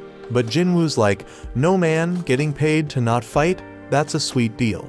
But deep down, our boy's thinking might be too good to be true. He does some more thinking and realizes this crew is battle-tested, but ain't got no healer. Plus, they needed more members to meet the party quota. The group gets worried because they've covered a ton of ground in the dungeon, but haven't come across a single healthy critter. The dungeon boss gotta be alive though, because the gate would have closed if it wasn't. They stumble upon a bunch of webs and figure out that the boss's lair must be through that tunnel. They go through the tunnel and damn, they find a crazy load of mana crystals. Now these crystals ain't as valuable as essence stones, but we're talking at least 1 billion worth of crystals. One of the hunters even says that Hung's brother would be hella jealous of this find, but they shut him down real quick. Hung's got some hidden motive, they think because his brother can't always be right. Hung ain't about to play second fiddle to his bro, so he's gonna use this massive haul as his own personal strike team training ground. Now Leo is the legal whiz, so he takes a look at Jin-Woo's contract and spots something fishy.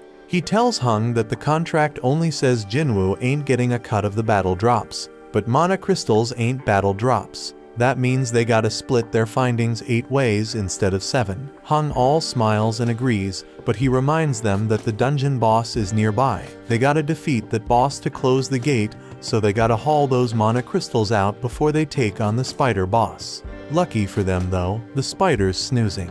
But Hung flips out on one of the hunters because they forgot to bring the transport gear. Hung tells Leo and Jin-Woo to chillax while they go fetch the gear, and he assures them that the spider won't wake up unless something pisses it off. Hung points out that they're both newbies to C-rank dungeons and tells them to just trust his decision. He's got some business to discuss with his team, so they're gonna take a break too. As they leave, Jin-Woo starts analyzing the situation again. He finds it weird that they ain't got any experienced folks to call in and help them meet their quota. From a good distance, we peep at how wicked Hung is. He straight up orders one of his crew to seal off the boss's chamber. The dude follows through, and Leo realizes they got backstabbed. This is exactly what Jin-Woo was worried about. He remembers how Song warned him that there are some real crooks in their line of work. Raiding dungeons is no joke. Accidents happen all the time. And in that chaos, crimes can go unnoticed. Ain't no security cameras in these dungeons, so as long as there ain't no survivors, there won't be no evidence.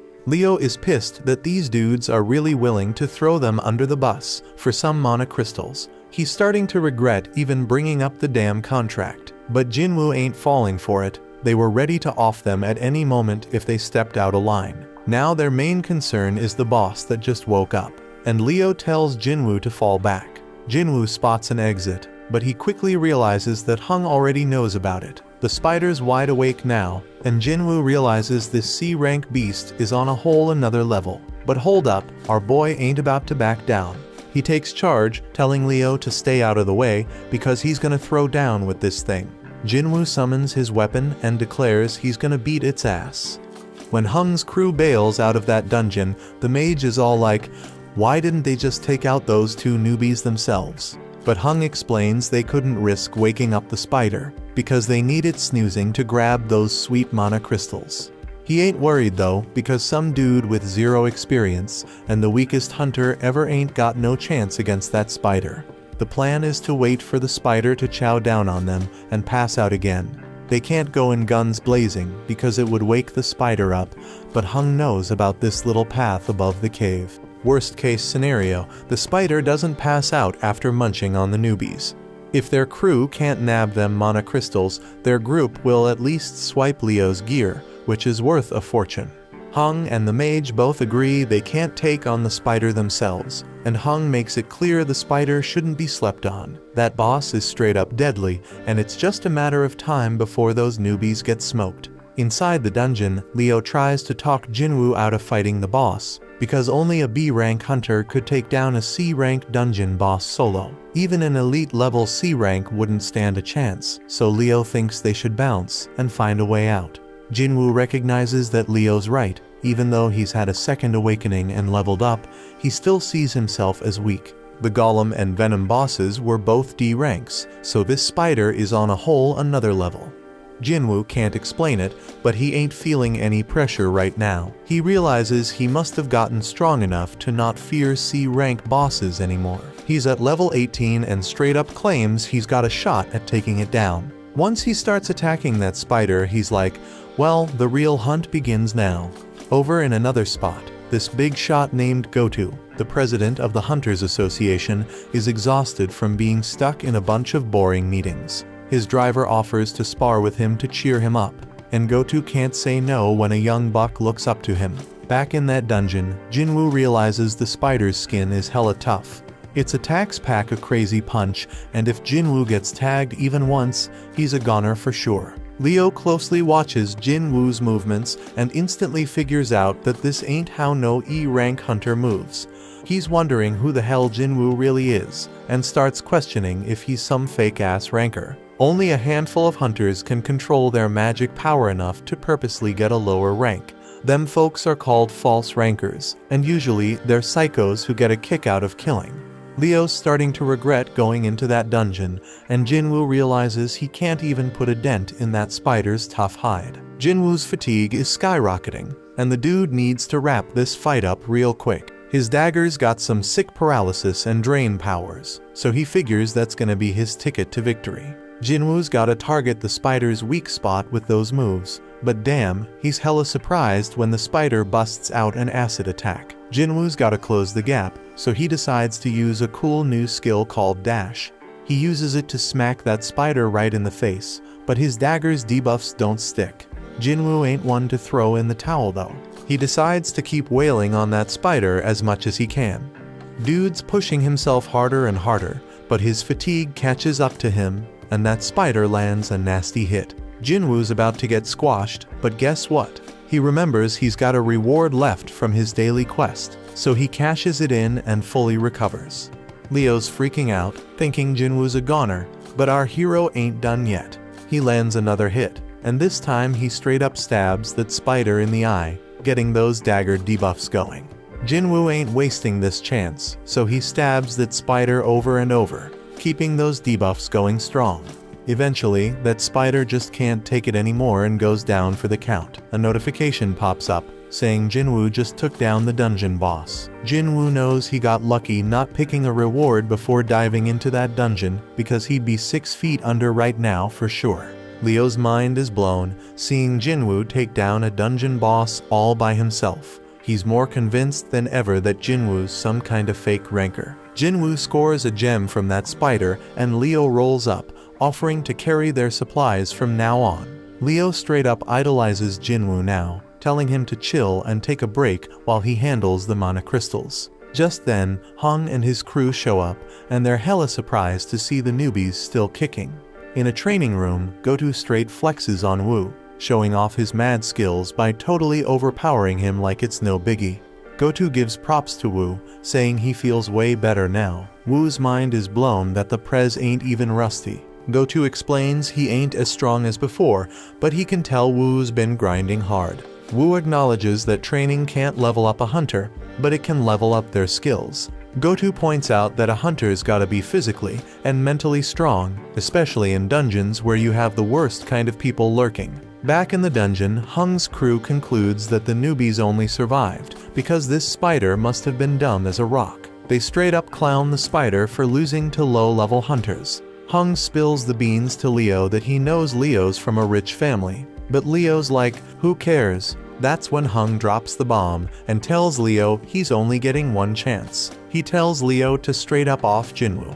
Hung's like, usually we kill the people we recruit for our party so we can keep all the loot ourselves. But hey, if Leo agrees to join us, we won't off him. If Leo says no, we'll just kill them both. Hung thinks Leo might be a threat because he has some crazy gear that gives him superpowers to take down the spider. He'd rather not test that theory, so he wants to talk Leo into taking on weak-ass Jin-Woo. Hung's stoked when Leo starts heading toward Jin-Woo, but then he's all shocked when Leo ends up taking Jin-Woo's side. This evil group decides to straight up end their lives, and Hung's wondering if the newbies ever had to off any peeps before. Right then and there, Jin-Woo gets an urgent mission, and it's straight up wild because he gotta take out 6 enemies in front of him. Now the gang decides to go after the weaker one, so the mage attacks Jin-Woo. Leo's all worried about his new buddy and freaked when he sees how messed up Jin-Woo is. Meanwhile, one of the group members, Chahi, was told to brag about how amazing she was. They struggled with a rank beast, but she took it down in a flash. These girls feel lucky because they are in 2 of the sickest guilds around. After all, there are all sorts of messed up stories about the other squads, like those strike teams with crazy high death rates. Back in the dungeon, Hung's like, it's game over, Jin-Woo's done for. Jin-Woo starts beating himself up for forgetting, and reminds himself that this world is all about survival of the fittest. It's a world full of shady tricks and backstabbing. He's straight up fuming because he forgot this truth and realizes he got numb to it. Jin-Woo's chilled out now, and he's thinking about how he straight up messed up because he was careless and too damn cocky. This level system is pushing him to kill, so he's wondering if it needs him alive for some reason. He figures this system ain't just being nice, it wants him alive. But that's not all, it also wants him to be strong.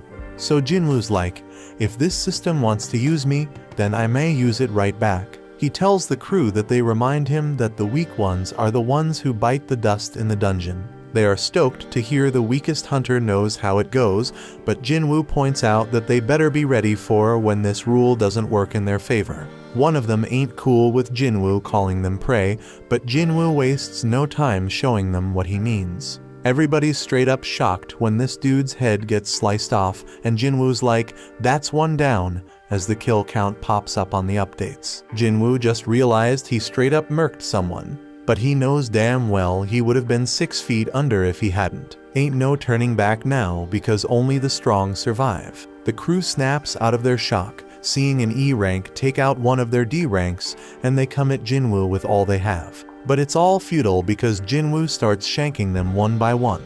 His debuffs kick in, and he takes out 2 more suckers. The archer is the next to bite the dust under Jin-Woo's wrath, followed by the mage. Now there's only one left, and Leo's mind is blown, because Jin-Woo's way stronger than when he faced the dungeon boss. Hung buffs up his body and thinks about how he is certain that Jin-Woo is tired after dealing with the boss and 5 other hunters. Plus Hung's made his body as tough as steel, so he figures Jin-Woo's dagger won't even scratch him. But Hung starts his attack, and our hero catches him off guard with his lightning speed.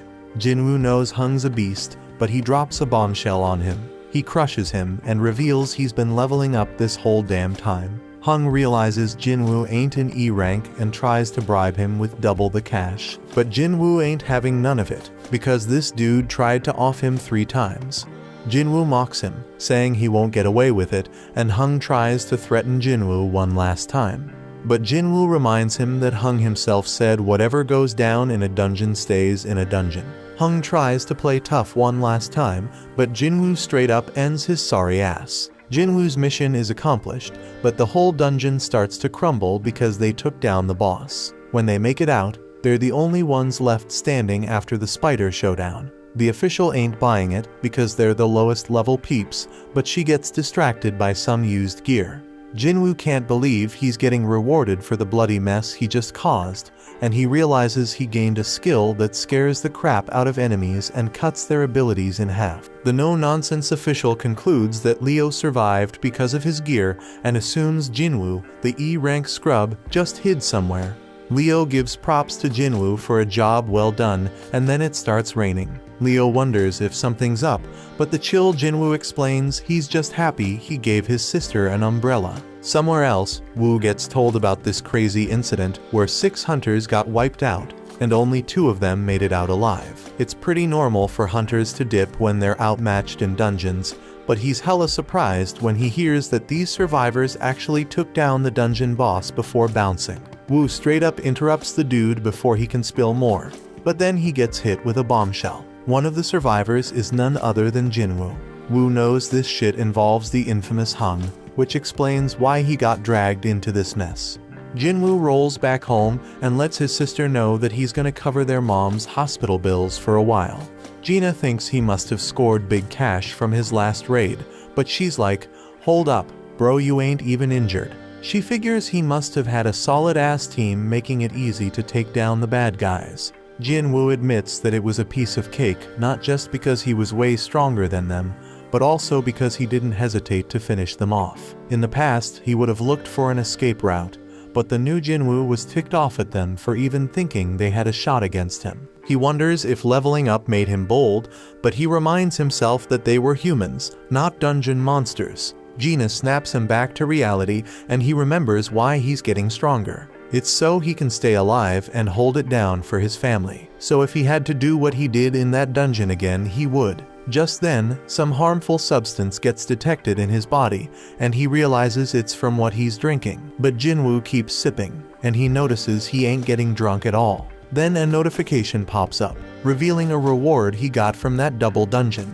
It cancels out any toxic or messed up conditions and amps up his regenerative abilities. He was too busy to check his rewards that day, but now it all makes sense why he grew his damn arm back. Shit's getting real, my friends. Later on, Jin-Woo links up with Leo, who's all grateful for Jin-Woo saving his ass. But Jin-Woo's like, no kid, you don't owe me shit. Leo hasn't spilled the beans about what really went down in that dungeon, so Jin-Woo ain't expecting any payback. But then Leo drops a bomb. He's putting together a strike team, but Jin-Woo shuts him down before he can even ask him to join. Leo's begging Jin-Woo to give him a chance, saying he just needs him for 19 raids. He spills that he wants to become a guild master, and to do that, he needs at least 20 raids under his belt. Leo's old man wants to start a guild for his construction company, and Leo's down to help however he can.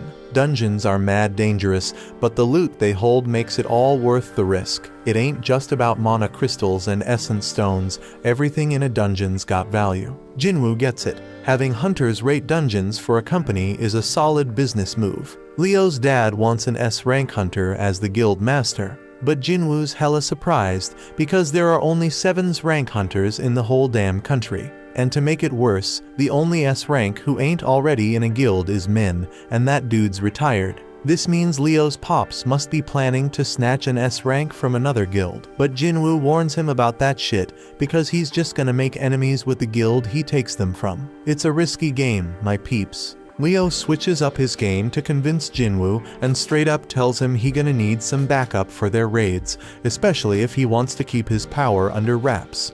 And that's a genius move because it'll be way more convincing to his old man if he succeeds rolling with a low-rank hunter like Jin-Woo who's playing pretend. Leo shows Jin-Woo the building they're planning to use as the guild headquarters and says it's worth a crazy amount of money, like 30 billion yuan. That's some serious dough, man. Leo wants to give it all to Jin-Woo in exchange for his help in completing 19 raids. Jin-Woo would have been all over that offer in the past, but things have changed since he became the only dude who can level up.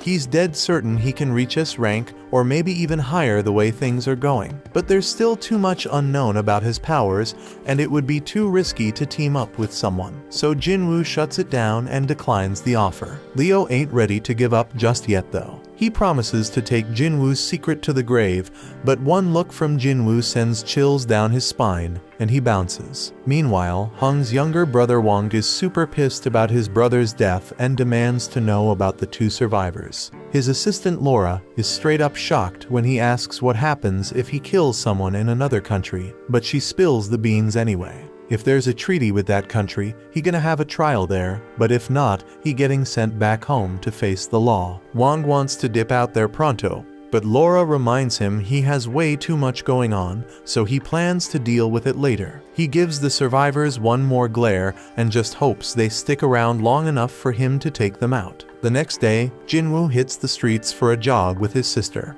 Jin-Woo asks her what she'd do if she had a crazy 30 billion yuan, but she can't even imagine what to do with that kind of cash because it's too damn unrealistic. When Jin-Woo's flying solo, he notices his system counter keeps ticking even after he hits his goal. Gina catches up to him, but he already made up his mind to test how far that counter goes, so he takes off running again. He figures out it stops at double the goal, and after trying out all the tasks, the daily quest goes undercover. The reward for this gig comes with some straight-up random loot boxes, but there's a catch: one's blessed and the other's cursed. Jin-Woo ain't playing around, so he decides to roll with the blessed one for the day, and boom, he hits the jackpot. Homeboy scores another key, and it ain't just any key, it's the key to the Demon King's castle, and it is an S-level acquisition.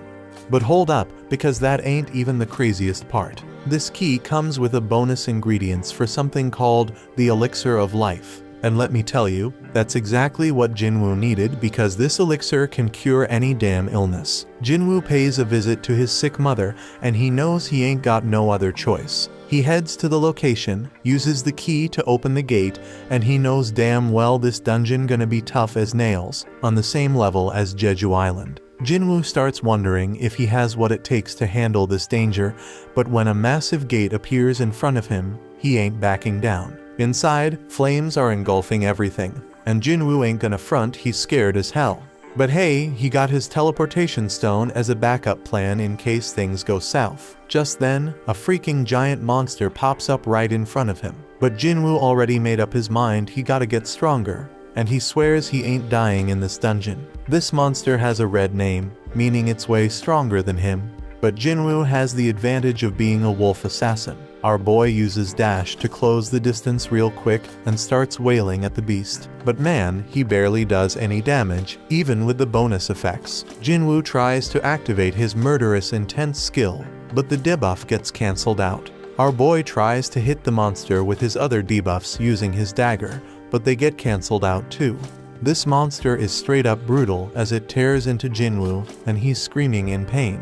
Damn, homeboy did lose his arm, and his health is dropping like crazy as the beast straight up crushes him. He already lost a third of his life, but it gets even worse, because this beast unleashes its 3-minute rage skill, boosting all its abilities by a freaking 100%. The monster's attacks are coming at Jin-Woo too quick for him to dodge, so he ain't got no choice but to use his full recovery reward to grow his arm back. But just when he thinks he's making progress and hurting the beast, turns out he's dead wrong, and he just keeps taking a severe beatdown. Jin-Woo's HP keeps dropping as he gets straight up stomped on, but he manages to buy himself a bit of time by kicking dirt at the beast. And damn, his system keeps warning him like crazy, making it crystal clear that it doesn't want him to kick the bucket. The more this keeps happening, the more Jin-Woo realizes this ain't your average reawakening. Jin-Woo knows he is way over his head now, so he decides to bust out the teleportation stone. But out of nowhere, Cerberus shows up and knocks that stone right out of his hand.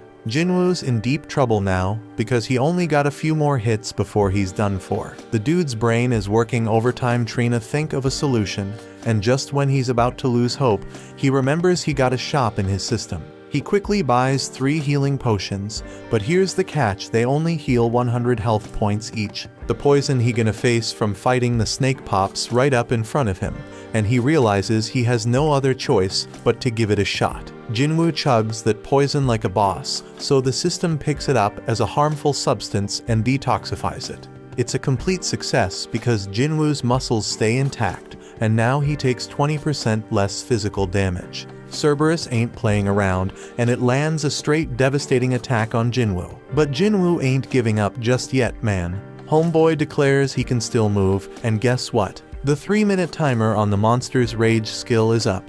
The effects wear off, and now the damage Jin-Woo inflicted on its eye starts taking its toll on the beast. Jin-Woo seizes the opportunity and starts landing multiple attacks, finally making a dent in that sucker. The beast almost chomps him up, but Jin-Woo somehow manages to hold it back. Dude goes airborne, but that powerful monster smashes him right back into the ground. Jin-Woo finds himself in a tight spot once again, with his health damn near depleted and Cerberus squeezing him between its teeth. But Jin-Woo ain't done fighting just yet. He digs deep and keeps stabbing that beast, even as it tosses him around like a Zoro. Jin-Woo keeps on attacking, pouring every ounce of strength he has into one final blow. And guess what? That's the knockout punch right there. Cerberus comes crashing down, and a notification pops up. It says Jin-Woo has defeated Hell's Gatekeeper. Homeboy levels up several times and his wounds magically heal. Killing the Gatekeeper earns Jin-Woo the key to the demon's castle.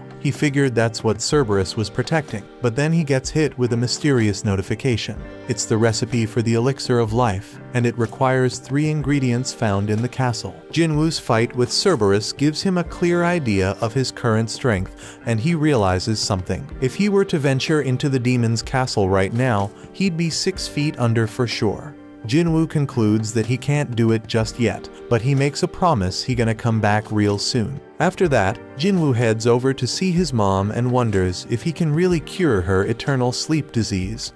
He ain't got none of the 3 things he needs for the elixir of life, but at least he knows where to find them. But damn, trying to enter the castle at his current level would straight up lead to his death.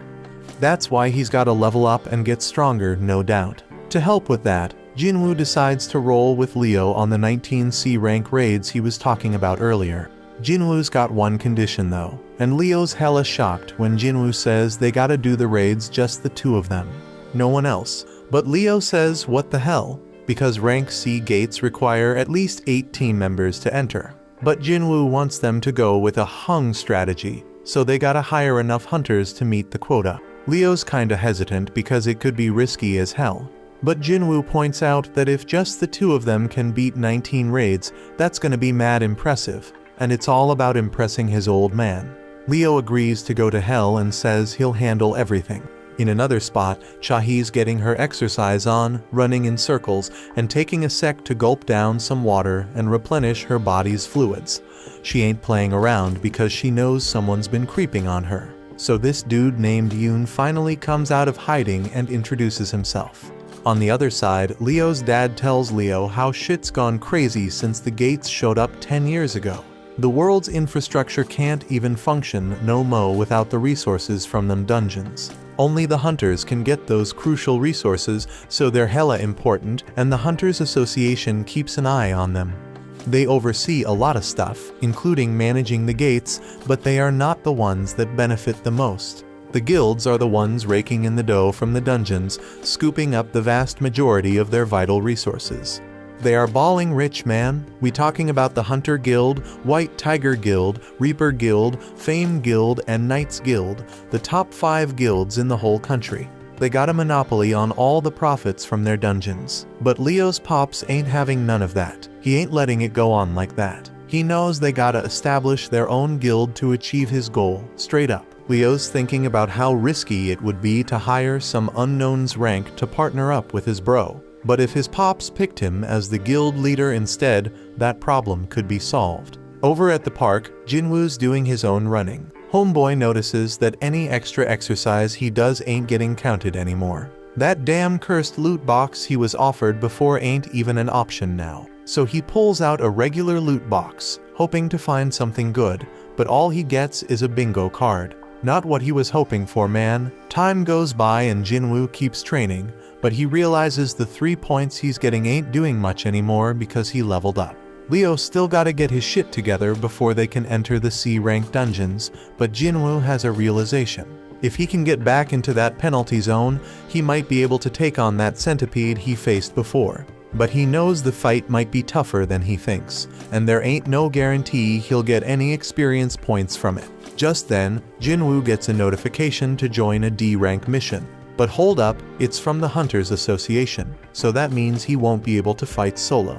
Over at some dojo, Song finishes up schooling some kid, teaching him a lesson. The kid's like, "Damn, I wish I fought you when you were at your best." But Song's real with him, saying he can't change the fact that he only has one arm now. Then Song gets a notification to join a raid, and the kid's like, "Why you ain't retired yet?" Song has some messed up memories, and he's missing a major part of his body, so the kid apologizes for making him feel down. Song explains that his prime years are in the past, but he still wants to contribute to society in his remaining time. Over in another spot, we got this kid playing while her scaredy cat dad Kim watches. He gets the same notification and knows it's his next raid. His wife reminds him that he barely made it out alive from his last one, and she wants him to consider doing something else. But Kim tells her they need the money because their kid's starting school soon. He assures her that it's gonna be all good because the Hunters Association doesn't send low-ranked hunters on dangerous missions except for that one time. So the whole fam starts professing their love for each other and shit. In another spot, Beak is straight up pissed about having to do some useless interview. And it only makes him angrier when Mr. Choi tries to butter him up. But he chills out when Choi points out that he's the most fit for the job. Turns out Choi called him to his office to let him know that Yujin Construction is starting its own guild. But Beak already knows all that, so he demands Choi tell him what he's really there for. In Juhi's room, her mom straight up tells her to give up on being a hunter. Juhi's a B-rank hunter, but her mom still thinks she'll just get in everyone's way. She wants Juhi to come home, but that just sets Juhi off. She declares that her mom needs to stop Trina control her life. Juhi says she can make her own decisions and proves it by hanging up on her. Juhi admits she might be in the way, but she still wants to try and get better, and right then, she also gets the notification about the D-rank raid. Back at the office, Chahi walks by Beak and tells Choi that some scout approached her. Turns out it was from Yujin Construction, and they wanted her to be their guild master. But she turned down the offer, though now she's curious about what they talked to Beak about. Beak's chilling at a bar, thinking about their convo. Jojo Island's been sealed off since that failed raid, and folks Trina forget about the terror it brought. Mr. Choi sees himself as the weapon of humanity, but he can never forget about Jojo Island and/or what happened there. He plans to clear the island soon, and for that, he needs Beak and the crew on the same page. They gotta get stronger, gather allies, and sway public opinion. That's why he set up the interview and had Chahi train new hunters. Choi reminds Beak that he left something behind on that island, jogging Beak's memory about losing his old friends. In a dark place, an ugly man is pleading with someone to eliminate people. At Jin-Woo's house, Gina's straight up shocked by how busy he's been. The old Jin-Woo used to need weeks to recover after each gate, so she's wondering if all his training is paying off. Jin-Woo casually dips out on a mission without taking his gear, and she's worried because he's acting like it's just a regular trip to the sea. In another spot, Song's thinking about how he's a swordsman, but his awakened ability ain't got nothing to do with physical power. All them years he spent training in martial arts don't mean jack inside a dungeon. His magic focus powers make his sword useless against them magical beasts. Then out of nowhere, he bumps into Jin-Woo and notices how different he looks. Jin-Woo can't really explain why his leg's back, so Song assumes some high-ranked healer must have found him that day. Song ain't as lucky because too much time passed for his injury to heal. They reach the gate and are surprised to see it's a reunion. Kim feels ashamed to face them, but Song figures it makes sense after what he did. 5 survivors from that messed up day are back together, so he's wondering what the deal is. It's been a hot minute since Juhi saw Jin-Woo, so she peeps how much he's changed too.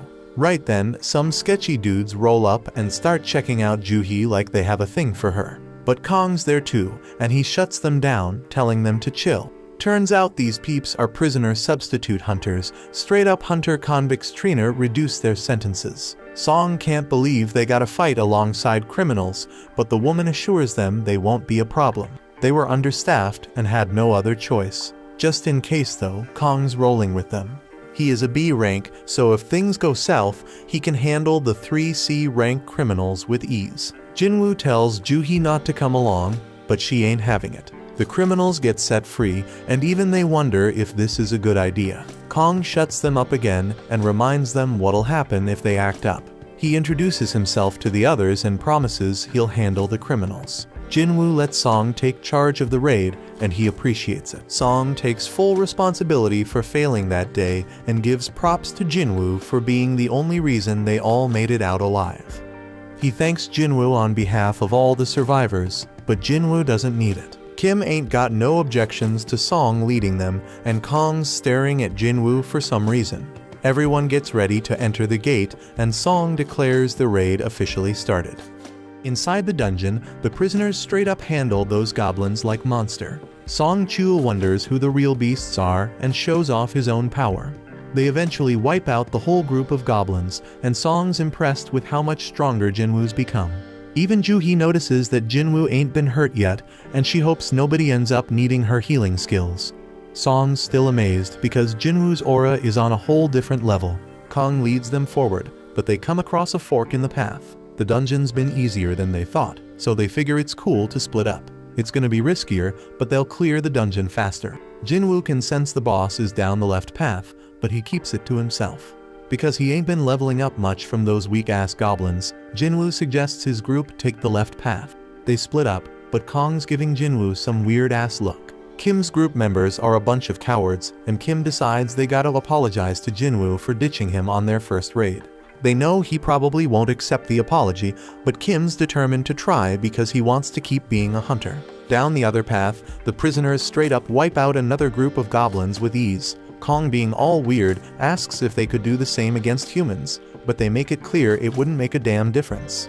Here's the backstory. Kong found out some dude's daughter got assaulted by 3 dudes. The poor girl ended up taking her own life, and this guy's furious because those 3 scumbags will be free in just a few years. To make matters worse, those assholes are hunters, and they get to join raids to reduce their sentences. That shit's unfair as hell because his daughter ain't never coming home. So the man brings 3 million yuan and offers it to Kong to take out those 3 prisoners. Kong's gone straight up bonkers now, and he spills the beans to the prisoners about what he's gonna tell the inspectors when he dips out of the dungeon. He's gonna say the prisoners got wiped out by a gang of 100 goblins. Kim keeps going down his path, but he's shocked when it connects to Kong's path, and he finds Kong massacring the prisoners. Kong starts telling the prisoners he's been told to make them suffer, but Kim interrupts his crazy ass. Cold-blooded Kong takes out the last prisoner and decides he's gotta change his plans as he starts making his way toward Kim. Jin-Woo's thinking about how Kong saw him at the hospital, and he just hopes the dude doesn't remember him. Just then, they hear screams, and they rush over to find the dead prisoners. Turns out Kang got eliminated too, and Jin-Woo's shocked when he sees Kim in bad shape. Joo-hee works her healing magic on him, but Song can tell this ain't the doings of no magical beast. The weapon used was too damn sharp, and whoever used it purposely avoided finishing him off multiple times. Kim's given up on surviving, but Jin-Woo reminds him he's got a family. Jin-Woo demands he stay alive, otherwise he won't be able to keep blaming him. Kim uses his last breath to apologize to Jin-Woo, then he's gone. Right then, Kong tries to take out Joo-hee, but Jin-Woo steps in and stops him. Kong's impressed by Jin-Woo's speed, and Song realizes Kong's the one behind this whole massacre. Song's shocked because Kong's part of the Hunters Association, but Kong just wants to spill his plan. Instead of blaming the goblins, Kong's gonna say the prisoners wiped out all the other hunters. He'll claim they tried to take him out, but failed, which is why he's the lone survivor. Song holds Jin-Woo back because he doesn't think he can take on Kong. Instead, Song Jin-Woo steps up to fight him, even though he knows Kong's a B rank, a whole level above him. Joo-hee buffs Song up with strength, and he tries to use his sword skills to take Kong down. But damn, Kong manages to dodge every damn hit, and he gives props to Song Jin-Woo for knowing his shit. Jin-Woo analyzes the situation and realizes Song Jin-Woo's holding his own, but he ain't fast enough to win. Kong lands a brutal blow, but gets annoyed when Joo-hee quickly heals Song. Kong decides he's gonna take out Joo-hee first, but Song steps in and stops his ass.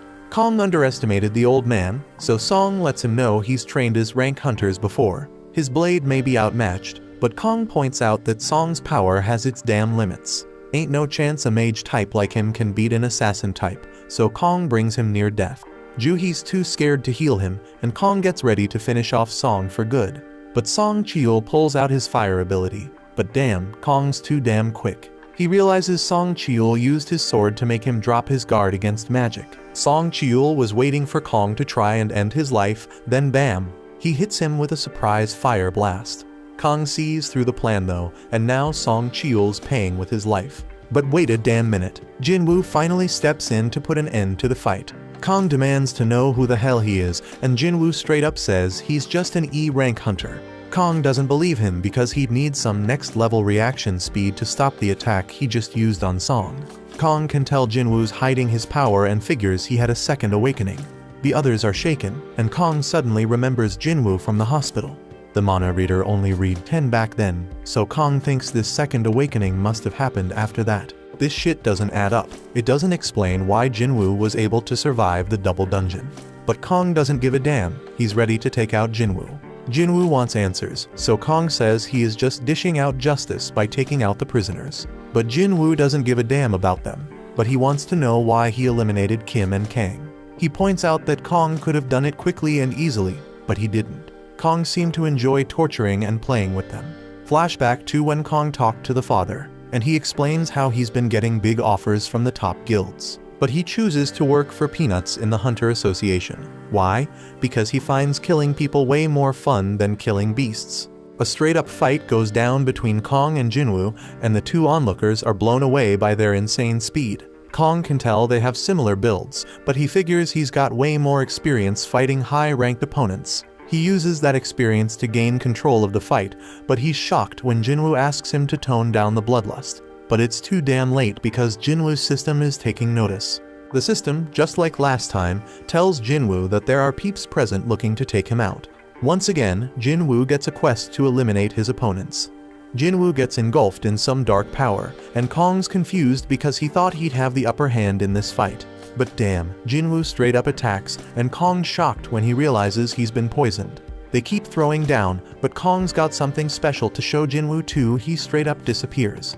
He explains it's a stealth skill, making him invisible to sight, sound, and even smell.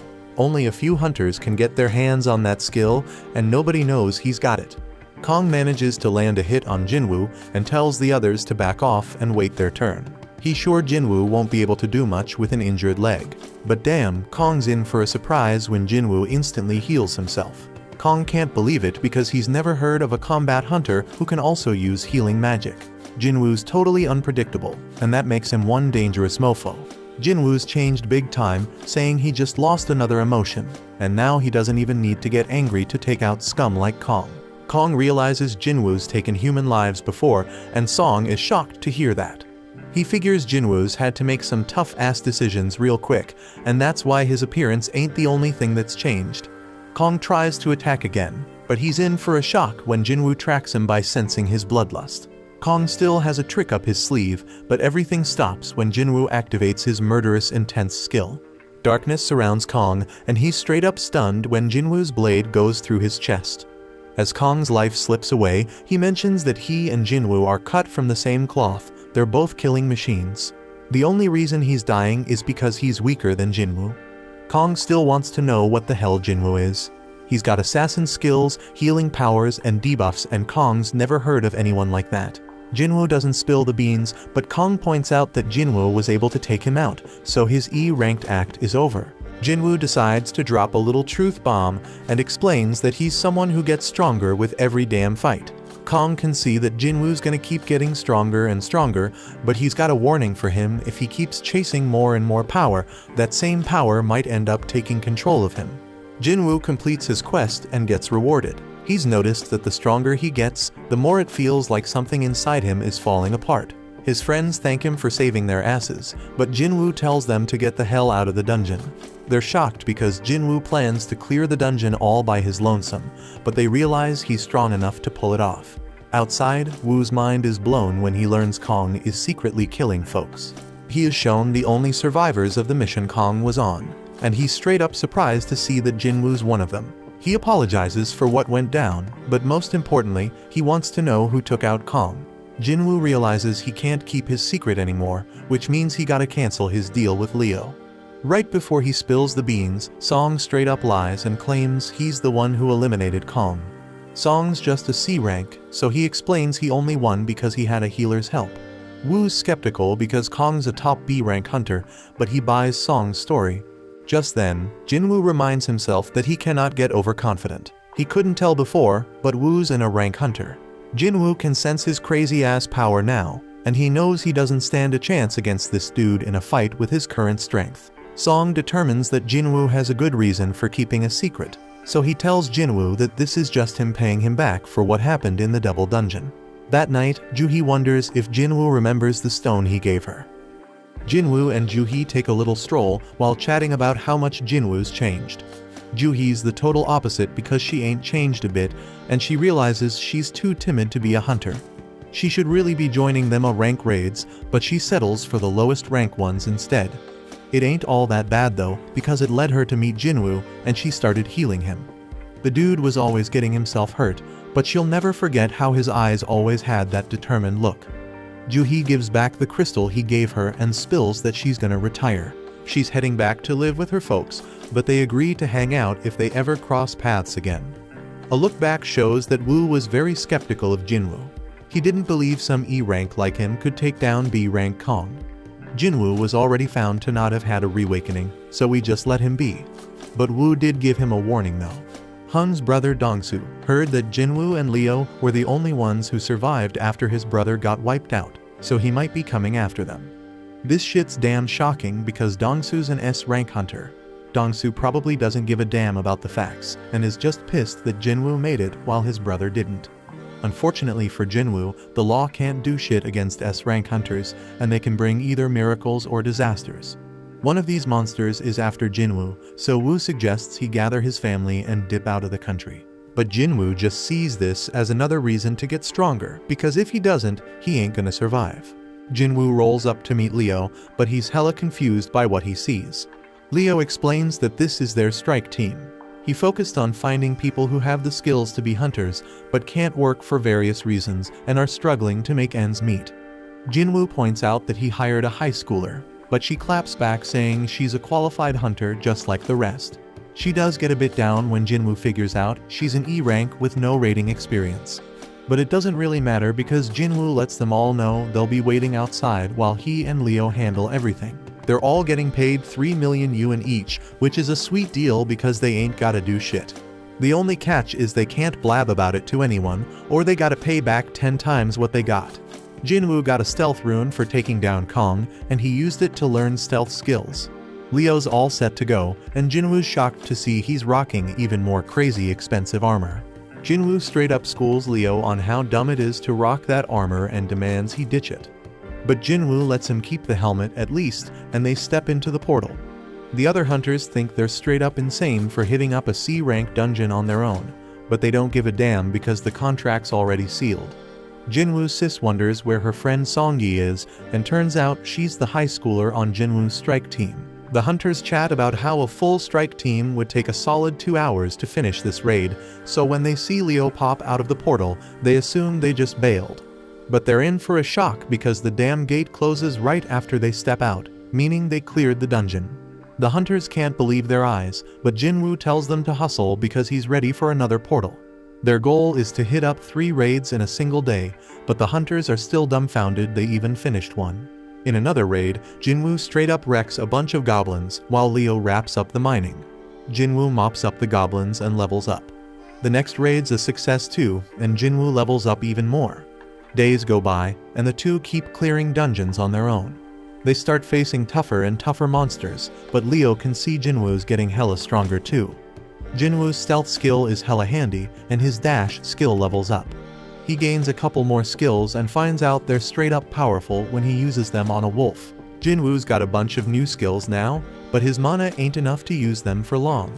He chugs a potion for that, and decides he's gonna focus on boosting his intellectual abilities moving forward.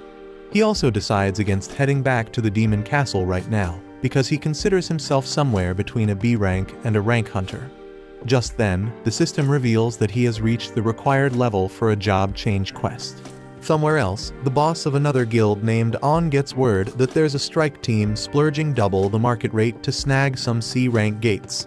Their leader's this rich kid Leo, but their team seems like a random mix. On recognizes the name Jin-Woo from the double dungeon incident, and he gets this feeling that something interesting is going down. Meanwhile, Jin-Woo and Leo come out of another portal victorious.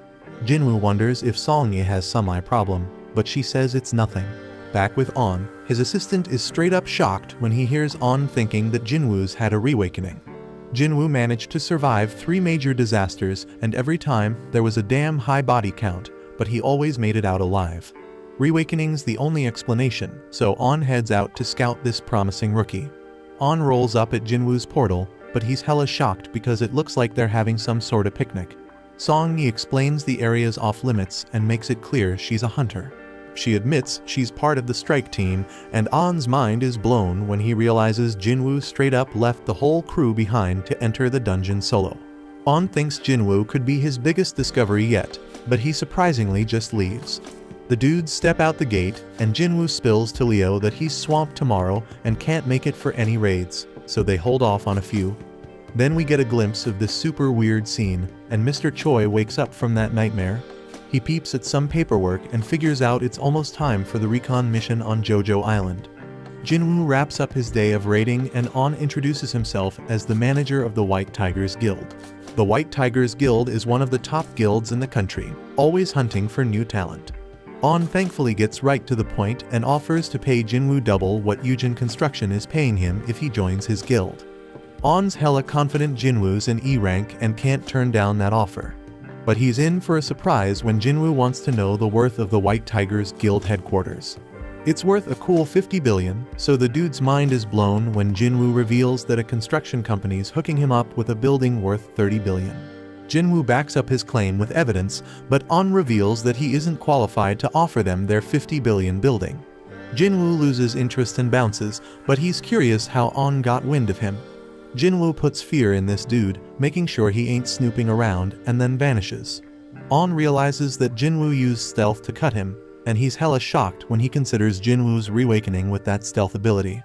Jin-Woo tells him not to turn around, so On explains he's just digging into who's buying up all the gates. Jin-Woo demands to know who else knows about him, and On spills it's just him and one of his peeps. Jin-Woo warns that if word starts spreading about him, they'll be the first suspects on his list. On agrees to keep everything on the down low, so Jin-Woo reveals himself again. Jin-Woo gotta keep snatching the gates for a while, but that's causing problems for the guild because they need to train new recruits.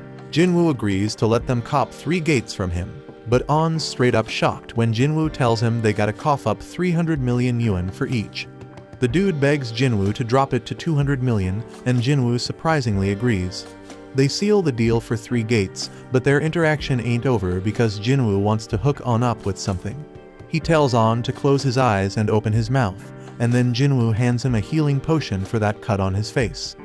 Jin-Woo reveals he trusts On, but he reminds him to keep his trap shut. On's assistant wonders how it went down, and On tells him he thinks Jin-Woo might be an even bigger deal than he originally thought. The next day, Leo confirms they got the 600 million yuan. Leo points out they were gonna ditch the gates anyway, so he can't believe Jin-Woo managed to score so much cash for them. Leo wants to know more, but Jin-Woo says it's a trade secret. Back with the White Tiger Guild, On realizes Jin-Woo played him, because now there's a bunch of C-rank gates that have appeared selling for less than 70 million yuan. Jin-Woo sends him a message informing him that they are now on an equal footing after spying on him. On realizes Jin-Woo ain't someone to mess with, but he's glad he got his contact info. Elsewhere, we see Jin-Woo heading out on a road trip to find out what this job change quest is all about. Jin-Woo arrives in some forest far away from civilization because he has no clue what to expect from the job change quest. He already tackled 2 dungeons with keys, but those were mandatory quests like the penalty and emergency ones. But this job quest? It's optional, and they even gave him time to decide. Jin-Woo figures it's a major event that's gonna level him up by getting skills perfect for his job, so he decides to accept, and the gate opens. Jin-Woo just remembers he ain't done his daily quest yet, but he'll get to it later. He declares that the real game begins right now and steps into the gate. Meanwhile, Leo's having a meal with his father, and his bro shows up too. Inside the dungeon, Jin-Woo realizes he can't use potions or fully recover. He won't be able to leave until the quest is complete either, so he will have to be very careful. Suddenly, he hears something coming his way, and he gets ready for action. Turns out it's an armor-type beast, and Jin-Woo wastes no time attacking it. But damn, his attack does nothing, and he was caught off guard by the monster's power. Jin-Woo tries another hit, but it's still useless. He dodges a bunch of attacks and declares that he's faced stronger creatures with even tougher defenses. Jin-Woo then uses his bare hands and tears the monster apart. Jin-Woo ain't too thrilled because he basically wasted 1 use of his fatal strike skill. But he can't stay mad for long because he has some company. Meanwhile, Leo's dad wonders how Jisung's guild establishment efforts are going. He heard that all the S-rank hunters he reached out to turned him down. That's true, but Jisung explains he's talking to hunters from other countries. Leo realizes that this will be more competition for him, and he is shocked when Jisung reveals that he knows he has been working on something in secret. Jisung warns Leo not to get in his way because he knows what's up. Leo stays quiet, but he's certain Jisung wouldn't be talking like that if he knew how powerful his partner is. Back in the dungeon, Jin-Woo straight up wrecking them monsters. He knows he's gonna need a rest soon, but he senses something and takes out another monster. He can't believe it was using stealth, and to top it off, a mage with light magic shows up. It's all kinda strange because Jin-Woo feels like he's reliving his old battles with the first monster's armor and these monsters' skills. The quest turned out way tougher than he expected, but he ain't one to back down. He analyzes the situation on the go, and figures out what it takes to beat each enemy. The armored one needs serious strength to take damage, the stealthy one needs mad perception to be detected, and the mage gotta be countered with intellect. But Jin-Woo ain't boosted that stat much. His fatigue's building up fast, so he knows he gotta end this fight soon. Elsewhere, Mr. Choi meets up with the other hunters because they are ready to head to Jojo Island. Back in the dungeon, Jin-Woo manages to take down the monsters. He finds a chest plate as his reward and realizes he ain't done much with gear yet. He puts it on and's glad to see it can go invisible, and don't mess with his movement. Jin-Woo's level has gone up, and he also has plenty of golden items. His fatigue has recovered as well, so he continues through the dungeon. Jin-Woo opens the giant door, and the gust of wind that comes out of it gives him the chills. Inside is some kind of throne room, and he is shocked by what awaits him. The sound he hears and the presence he feels make his whole body remember something. The pressure he's feeling is on the same level as that double dungeon craziness. Jin-Woo can't believe it because all that intensity coming from just one opponent. This enemy, a knight commander called Igris, got his name in red, and Jin-Woo knows this dude ain't like any enemy he ever faced. Igris instantly attacks with intense speed, and Jin-Woo is shocked to see that this guy chops through pillars like they are tiny tree branches. This monster overpowered Jin-Woo quickly with his next hit, and Jin-Woo had no chance of keeping up. He getting tossed around like a rag doll, and Jin-Woo can't believe what a freaking monster this guy is. Jin-Woo shows his insane speed as he throws a barrage of attacks, but his blade does nothing against the knight's armor. Jin-Woo is barely able to block one attack, but he gets thrown back. He realizes they matched in speed, but Igris way more powerful than him. This dude was hella dangerous, and Jin-Woo wondered if he got any shot at beating him. Jin-Woo ain't too sure he can win without a weapon, but he only has one idea to deal some damage through Iggy's armor. He puts away his dagger, and to his surprise, the knight tosses his weapons aside too. Meanwhile, Mr. Choi gives a call to the chairman and shows his gratitude for approving the operation. The chairman warns him to stay careful, but Mr. Choi already knowing the danger involved. He is aware that this expedition is just about checking the threat levels. They're gonna poke at the enemy and see how they react. Mr. Choi staying diligent as always, and he explains that it's because the last raid on Jojo Island ain't really ended for him. Back in the dungeon, Igris wastes zero time crushing Jin-Woo. He tosses Jin-Woo around like he's some kind of toy, landing a barrage of punches on him. Jin-Woo gets sent flying through a wall, and he is straight up shocked by his opponent. He blocked all them punches, but still feels like he lost 500 HP. Jin-Woo is glad he rocked that armor because he'd be 6 feet under if he hadn't. He gotta admit he can't overpower this dude, so he decides to amp up his speed instead. Jin-Woo flies around him and manages to finally push him back. He throws out a bunch more attacks, but it becomes crystal clear he ain't catching this guy again. The dude keeps tossing him around, and Jin-Woo notices his skill also boosting his defense. He's still getting wrecked by this dude, getting dragged back into the room, but Jin-Woo keeps fighting back. His efforts start paying off when Jin-Woo pulls off a sick move, landing a kick straight to Iggis's head. Jin-Woo realizes this might actually backfire on him, and the knight comes at him even harder. Jin-Woo just keeps taking a straight-up beatdown, getting tossed onto the throne while Iggis looms over him.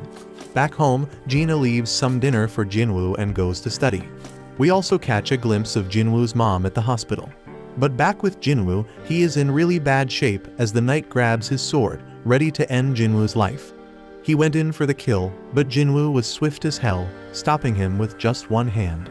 Jin-Woo declares that he hasn't lost yet and pushes Igris back. He summons his blade and manages to stab the knight through the gap in his helmet. Jin-Woo puts all his power into pushing Igris back and slamming him against the wall. The knight tries to use Jin-Woo's blade, but Jin-Woo stops him, saying his dagger doesn't switch owners. It just goes back to his inventory, where he can summon it again. Jin-Woo drives his blade through the knight's skull, but the hit ain't deep enough. He knows he gotta go deeper, so he uses every last ounce of power to drive the blade further into the knight. Jin-Woo pulls out all his fatal strikes and lands the most powerful blow he ever dealt. The knight has gone completely limp. Jin-Woo takes out his blade, and a notification pops up saying he won the fight. Jin-Woo realizes there's a huge gap between them in every category, and he knows his win was a straight-up fluke. If he made just one mistake, he'd be 6 feet under. Jin-Woo then gets 4 rewards. One of them is 15 million gold, and another is the S-rank helmet Igris wore. The Demon's Castle key was S-rank, but Jin-Woo never had gear this top-notch before. Amazingly, the helmet boosts his stats and reduces damage by 15%. Jin-Woo also gets a rune stone for a skill called the Ruler's Hand. The final reward is an instant teleportation stone. Can't stash it in his inventory, so he wondering why he getting it now. It doesn't make sense to get it after clearing the dungeon, so Jin-Woo is wondering if the job change quest ain't actually over yet. Just then, Jin-Woo was straight up shocked when a bunch of portals opened up. A notification pops up, revealing that the job change quest actually starting right now. Jin-Woo was told to survive as long as possible to rack up advancement points. He gotta earn them points to move up in class, but Jin-Woo ain't got a clue what that means. A timer pops up, and Jin-Woo realizes he is about to face an endless wave of enemies. He is relieved to see these fools ain't as strong as Igris, because he knows he'd be overwhelmed in seconds if they were. Jin-Woo is confident he can handle them, but damn, there's a whole damn army of them. But Jin-Woo ain't scared, he charges right at them. Meanwhile, we watch as the other hunters fly off to Jojo Island. After a while, we are back with Jin-Woo, still in the thick of the fight because the gates keep spitting out more enemies. The real deal with this quest is to survive as long as possible, so Jin-Woo starts using his stealth skills. He gotta manage his mana, so he can buy himself as much time as he can. Jin-Woo's plan is completely ruined though, when a mage breaks his stealth. He right back to throwing fists, but now it's even worse because he can't use stealth or murderous intent no more. Jin-Woo takes a sword straight to his back, and he is straight up shocked when he realizes it's only been 5 minutes. Shit getting way too dangerous, and Jin-Woo knows he can't keep going. He hates to do it, but he decides to teleport out of the dungeon. But before he can, some monster knocks the stone right out of his hand. Now Jin-Woo is in deep shit as the huge group of enemies descends on him. Thanks for watching. Subscribe to not miss the next part.